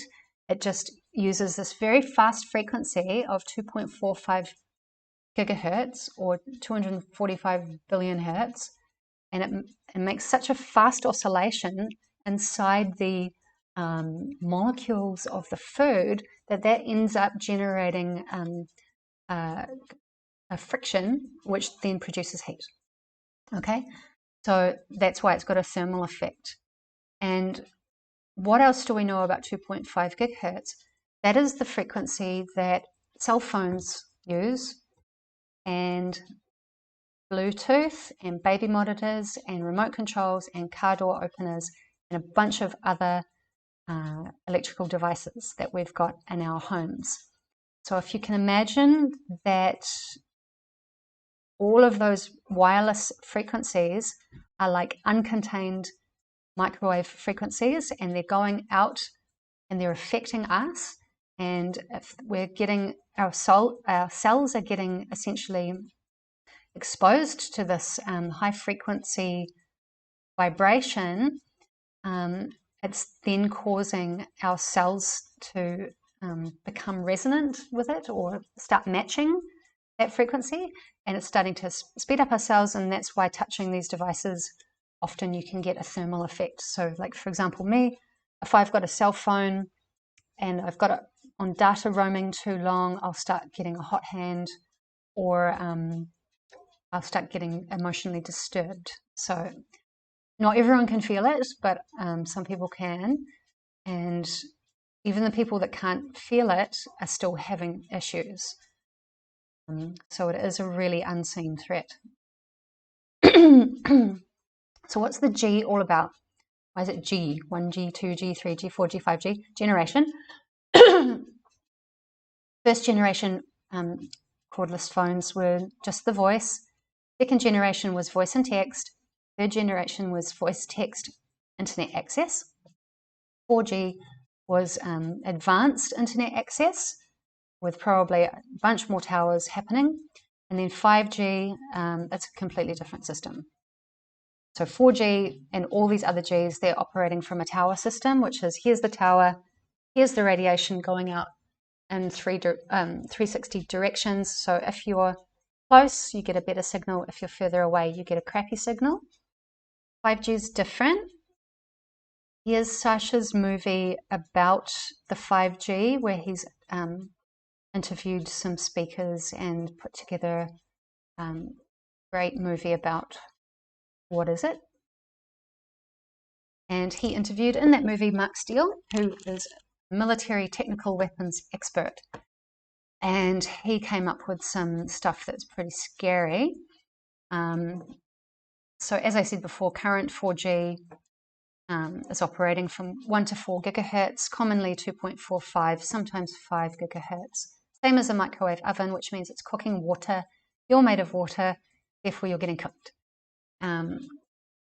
Ultra high radiations up to 100 gigahertz. So the 5G is aiming to use ultra high radiations up to 100 gigahertz. So it's potentially meant to be expanding the bandwidth of frequencies to make all of the transmission of signals faster, so you get a faster upload for your Netflix or for your games, which means introducing a lot more frequencies into the ionosphere to provide all of the bandwidths. But the setup of the 5G, they're saying, is that instead of one tower radiating out in all directions, therefore you have to be proximal, it's going to have a phased array setup, which means many small antenna sender receivers are stacked everywhere on every building, every lamppost, creating a more densified soup, essentially, where you can't, if it's everywhere, you can't go away from it, which, yeah, is going to be like a massive deployment of towers. The story is that they're cutting down the trees because the trees earth the signals. So if there's a tower here and a tower here, well, not a tower anymore, they're just little boxes. There's a tree in between. There's the tree. The tree blocks that signal, so they cut down the tree so it can't interfere because the trees earth the energy. And then he's reported that in Sheffield, England, the council plans to cut down half of its 36,000 trees, which is pretty crazy because obviously humans need trees to do the oxygen and carbon dioxide exchange with, which is called breathing. And then the old microwaves were at a distance of 2.5 to 3 feet. 5G microwaves are going to be, that's the size of the wave produced, are 1/2 inch to 1 inch. So it's gone from feet to inches in terms of how much distance that wave can travel, and that's why they're saying that the transmitters have to be more close together, because the shorter waveform, the higher frequency waveforms have a shorter distance because they're more condensed oscillations. That means they have to bounce more frequently through the different antenna. So we already know with the 4G that cancer rates are 3 to 4 times higher around all the normal cell towers, and children are at a higher risk to that interference because they have thinner skulls, and so do women. And cancers, tumours, neurological, reproductive, immune system issues have been basically tied to electromagnetic field interferences because the signals disturb the myelin sheath on the neurons. So here's a neuron. It's an electrical wiring system called a nerve cell. Around that is an insulation fat layer, and that's called a myelin sheath. And when we're exposed to too much of this electromagnetic high frequency signals coming through a digital pulse modulation on-off interference, it will actually break down the insulation on the nerve. And then where do we have a lot of nerves? Brain, gut, reproductive system. So then we're going to get neurological problems, digestive problems, and reproduction problems. And of course, immune system problems, because our immune system needs hormones from our gut. So it's all very tied together. They're planning for all areas to be saturated with the signal antennas. And the intention is to create an Internet of Things. You'll notice this is probably coming true now, where everything's got a QR code on it. So every possible product in your home will be chipped or QR coded, and it will have an IP link to the internet, and your consumption of things will be surveilled and marketed towards.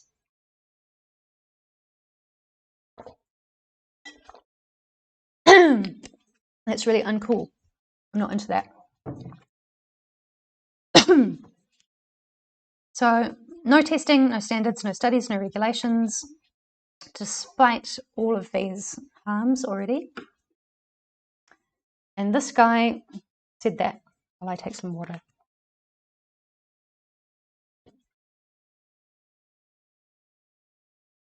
So clearly, money is more important than health. And Mark Steele has noted that the LED streetlights in his hometown are emitting the signals. And sorry, I always lose my voice at a certain point. And the antennas coming from the LEDs are emitting millivolts of 25.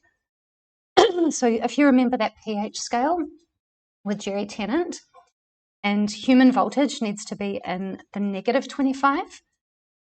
So 25 millivolts is positive. So that's an acidic environment. And the maximum exposure should be 1 millivolt for 6 seconds. And so 20 millivolts, 200 millivolts is maximum we can withstand for short periods of exposure. And Mark Steele has recorded 4,000 millivolts in one resident's bedroom. And the signal is a square wave, and it's pulse modulated. So that means It's going on, off, on, off, on, off, and that's hitting our cells, which is eventually going to break the cell. And then 60 gigahertz, so that's 60 billion hertz. You remember that chart? 2.45 gigahertz microwave. It's already cooking us. 60 gigahertz is the frequency. This is discovered by Lena Poo, that we absorb O2, oxygen, into the blood. A pulse into this frequency means the blood cannot pick up the bond of the oxygen and could be broken, and it floats off and we can't breathe. So because Mark Steele, as a military technical weapons expert, he noticed that the arrangement of the 5G system is phased array. So it means that there are lots and lots of things all joined together, little tiny boxes, densified, acting as one. And this has already been used in the military weapons as frequencies that are beamed at people to make them behave in a different way or run away, which is called an active denial system, which deters attackers by sending a non-lethal millimeter wave of electromagnetic energy causing a burning sensation. Ah, that's a microwave burning sensation. And that's what they're already using with cell phone technology for years.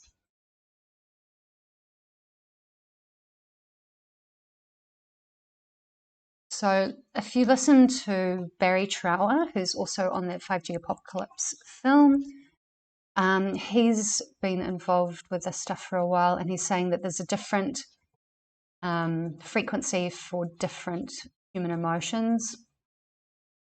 And yeah, so there'll be a different frequency to cause pain, stress, paranoia, murderous thoughts, all of that kind of thing. And that's what some individuals are already experiencing. So some people that look a little bit disturbed or crazy, it might be because they're picking up a frequency that's actually messing with their biology and their physiology. So some of us feel it, some of us don't feel it specifically as like a heat sensation, but many people are having neurological, digestive, reproductive, immune system problems. So is that potentially coming from is it purely frequency based? 8 hertz, that's in with the 7.83 Schumann Resonance. This is the Earth cosmic telluric atmospheric interaction. The bottom line is that all living things have adapted over time to live in the electromagnetic conditioning of a frequency attuned to around 8 hertz. As a result, away from this natural resonance, our biology becomes flustered. The electromagnetic frequency of the Earth can be manipulated, and thus all living things can be manipulated by altering these frequencies. Certain signals can be encoded with subliminal messaging or be set at frequencies that interfere with our brain's natural rhythms and functions. Russian and American researchers found that pulsed modulated microwaves, as used in mobiles, which is doing that digital on-off square wave, can, when modulated with extremely low frequencies, which mimic certain specific brain patterns, change the behavior of the victim with the flick of a switch. Come on, kitty. I'll feed you soon. So how are they all doing this? I mean, we've got Earth circuitry systems that have been set up for thousands, hundreds of years anyway. Here's a star fort, which is obviously a geometrical circuitry system that was built, we don't know when. Pyramids and all over the world, they're located on energy points where ley lines connect. And then we've got the nature's Earth circuitry system, which is the waterways and the natural ley lines. So there's all these different circuitry systems that Earth has naturally and not superficially, unnaturally. This is an example of the dragon lines going around the ecliptic throughout the different countries. and then where they cross over, that's where they have said to be chakra points, and that's where we find different temples and things like that. So this is an example of an natural earth circuitry system where humans or beings have placed sacred temples to maximize the energy flow through the temple.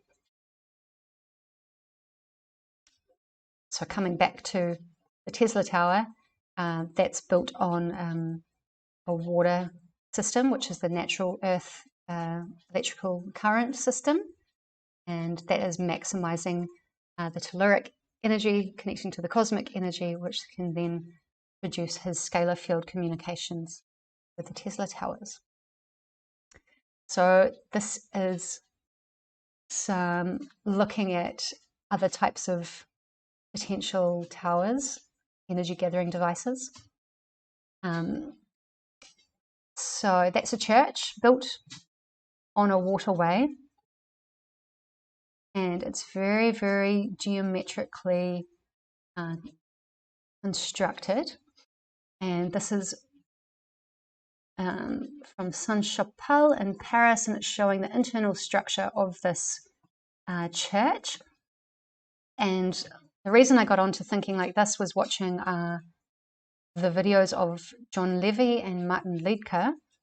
They were investigating all these ancient buildings, showing how much like they are like electrical conduction devices, because you've got all of the cymatic windows, which are bringing in cosmic energy to the buildings, and then you've got all of these big empty spaces, which are built in certain geometrical patterns. So atmospheric energy comes in through the light source, through a certain pattern, which will be designed to create a certain frequency through the color and through the arrangement of the petals. And then at the ends of these churches, there's always a big pipe organ. This is, I think it's Notre Dame, and there's the cymatic light window bringing in cosmic energy into the sound portion where they play music through the pipe organ, and that's creating obviously frequency. So it's a big frequency production machine built upon, generally they're built upon powerful ley line nodal point sites, and they generally have a waterway flowing below, and a lot of the times there's tunnel systems underneath. Well, the whole earth has tunnel systems, so kind of a given. So light, color, and sound into a big building that's built to resonate at certain frequencies. And then if humans get in there and start singing songs, then everyone's amplifying that field. And so when I was writing this presentation, presenting it, I updated it because 13 minutes ago at 12:03 on April the 16th, 2019, Notre Dame went on fire. And at the same time that Notre Dame went on fire, Solomon's stables in Jerusalem went on fire at the same time. And this guy here, Jez Wells from University of Cork's Department of Music, I remember when first working as a recording engineer, capturing chant in Notre Dame Cathedral and noting its incredible reverberation. The building's reverberation, its own response to sounds made within it, is so strong and rich that it really seemed as if the ghosts of its past were coming out of the walls and singing along. So it's showing that these buildings have been created especially to resonate sound and then amplify sound. And then now they're burning them down. So if structure determines function, what is the function here? See how beautiful that is? That's the ceiling of the Gaudi one in Barcelona. I mean, it looks like a machine rather than a church. So that's in the Gaudi one, again with the pipe organs and the cymatic colors. And here's some Middle Eastern temples, which have a different style, but they're still doing an energy atmosphere gathering device on the top with the spires, and then this repeated resonance chambers inside with all of these high quality metals, conductors. Here's one called the Kaaba stone at Mecca, where a bunch of people are going around and around and around. This is actually a GIF, but I couldn't get it to move on the slideshow. But they're going around and around and around, and they're producing a waveform through their kinetic movement as a group with the same thought. They're always, praying the same prayer, which is like a mantra, which is a repeating sound, which is a repeating waveform, which is a command or a spell. And I always call this like an egregore, which is a concept representing a thought form or collective group mind, and an autonomous and then an autonomous psychic entity is made up and influencing the thoughts of a group of people. So by all these people saying the same thing at the same time every day, doing the same movement and contributing to this repeating waveform with the same thought, they've actually created that thought to become its own entity, and then that entity influences the thought, which gains amplification, which is a very just interesting concept in terms of a spiritual aspect of all of this. So here we've got a wiggly diagram. This is showing a waveform moving, and you can see that at the top the waveforms are moving in harmony with each other, which is called in phase. And in phase means one signal and two signals joined together to make a coherent joined together signal, which then two are better than one, so it's a stronger signal. And then when they are out of phase, they're in opposition to each other, and that's creating destructive interference. The coherence in phase is constructive, and out of phase or at 180 degrees opposite, it's creating destructive interference. And that's what you can see in that portion there, which is actually creating a third type of energy. This is like a vesica Pisces, where there's one, and when they're blended together, they create a third energy. So destructive interference doesn't necessarily mean it's bad, it's just creating a new way for frequencies and sounds to behave in a different interaction. So what's a resonator? A resonator is basically, I'll read it, a device that naturally oscillates at some frequencies with greater amplitude than others. Resonators are used to generate waves of specific frequencies or used to select specific frequencies from a signal. Instruments use resonators to produce sound waves of specific tones. Another example is a quartz crystal inside a radio transmitter to produce oscillations of precise frequencies. So resonance is basically like, think of the opera singer with the glass. This glass, depending on the thickness, the material elemental arrangement of the glass, the shape, and then how much liquid it's got inside it and what that liquid is, if there is any at all, will make that glass specific frequency as compared to this one. So what is the opera singer doing when she's going, ooh?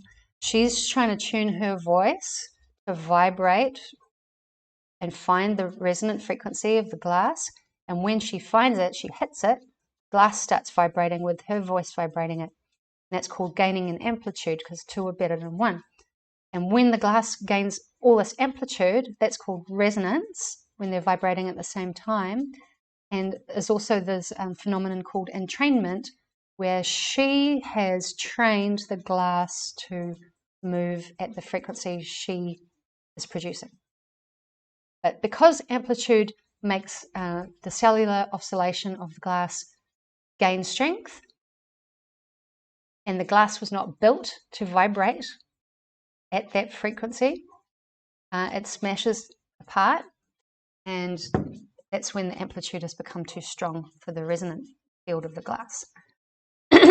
So different objects can be tuned to different frequencies, just like those buildings, depending on size, the material elements that they're made from, the colors, the sounds, the water sources. Everything will produce different resonant fundamental frequencies that those designs can produce, like a guitar.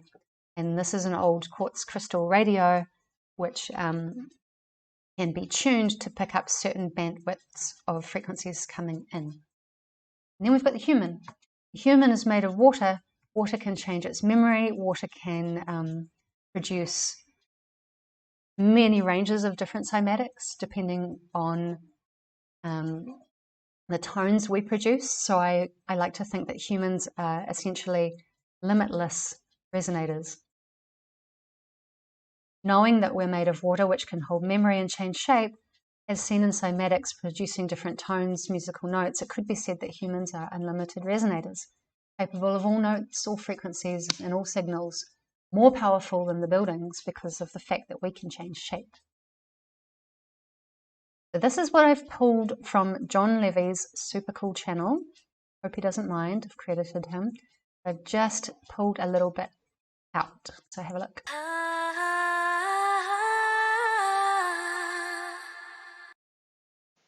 This is the resonator that converts the energy of the nanoworld into electricity. All other working resonators appeared very familiar. Tridents of Neptune, Zeus, Shiva, Perun, and other gods. All of them are symbols of power and energy. Is it an accident? This is the model of the nanoworld with an axis of symmetry. In this view, it's clear that the base of it is the Christian cross. In another view, the same axis forms the Jewish Star of David. A computer model will brighten this phenomenon. This is the rotation of the model of an electric propeller, so-called Devil's Wheel. In this one, clearly seen is a swastika. Science model of nanoworld unites the symbols of all the religions. Is it finished? I can't hear it. It's finished. So I found that really interesting what he presented. It's showing that, you know, all the resonators on top of those religious buildings, that they're not necessarily religious symbols, like, you know, the cross is for Jesus and the swastika is for the Buddhists and all of that. They're actually all electrical energy gathering devices called antennae, or, you know, sending and receiving signals to charge up the buildings. So when you go in the building, you get an energy boost, right? So arguing about all of these different religions is kind of a little bit silly, where symbol been misinterpreted to be now plastered onto religion, where it's probably pre-religion, where these antennae were just used for harnessing cosmic caloric energies to create resonant buildings to therefore improve health or whatever they use them for. So here's another video. She went viral on YouTube a couple of years back.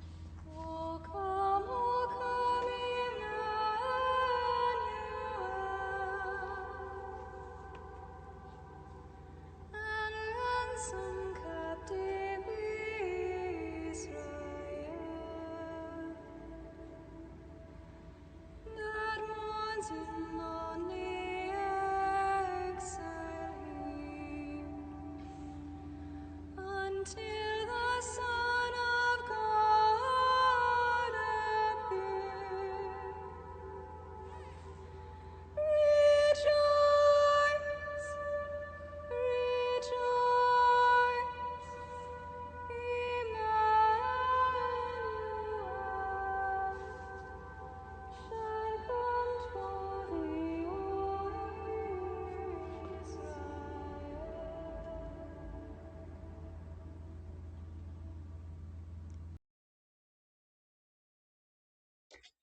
So it's essentially the beauty of the human.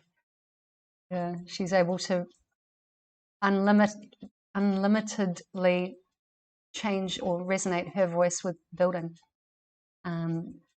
So there's a book I read years ago called Initiation by Elizabeth Hayes, where she remembered some of her memories from a past life from being a priestess in Egypt.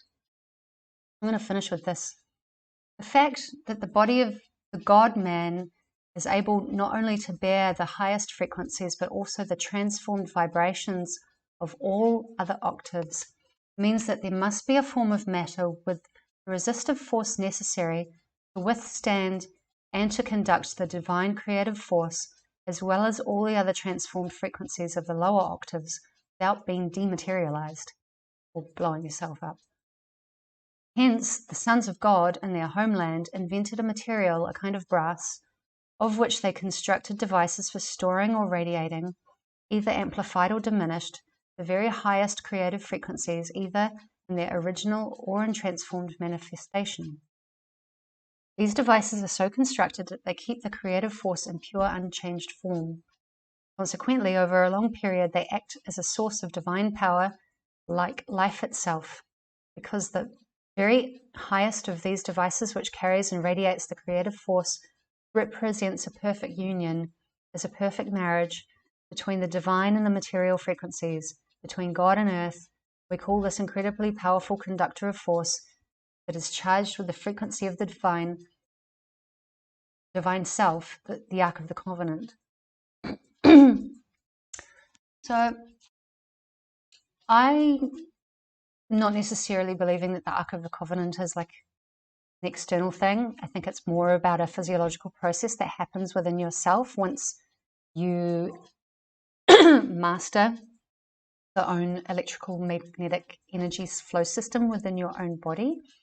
And because our body contains all of the elements of the universe, we do have all of these different minerals and undergoing gaseous pressure change states. So yeah, it's something I'm going to keep thinking about. But yeah, this top paragraph is that the God-man, when we reach this God-man status, we're able to go from the highest to the lowest and still be maintaining an equilibrium. We don't go high and go crazy, and we don't go low and get depressed and go dead. So this is the mastery of the amplification of your frequency, is to not just go up or go down, it's to grow in all directions and amplify what you've got, and then build on top and master all states from the highest to the lowest. So that's the end. The long one. Hope you stayed with me. So yeah, that's my Facebook, Instagram, YouTube, Anaya Science Witch. And feel free to contact me on my email, which I'll put in the link below. Also, this PowerPoint presentation, I've put in the link below as a PDF that you can download. And for any sessions online, you can have a look at my website. I do consultations for traditional Chinese medicine and biofeedback technology, which is a pretty amazing technology that I'm able to provide to people remotely. So I hope you enjoyed that. Glad I didn't lose my whole voice. And I look forward to doing the next one. I've got heaps of these lined up. So yeah, have a great day. Thanks for watching.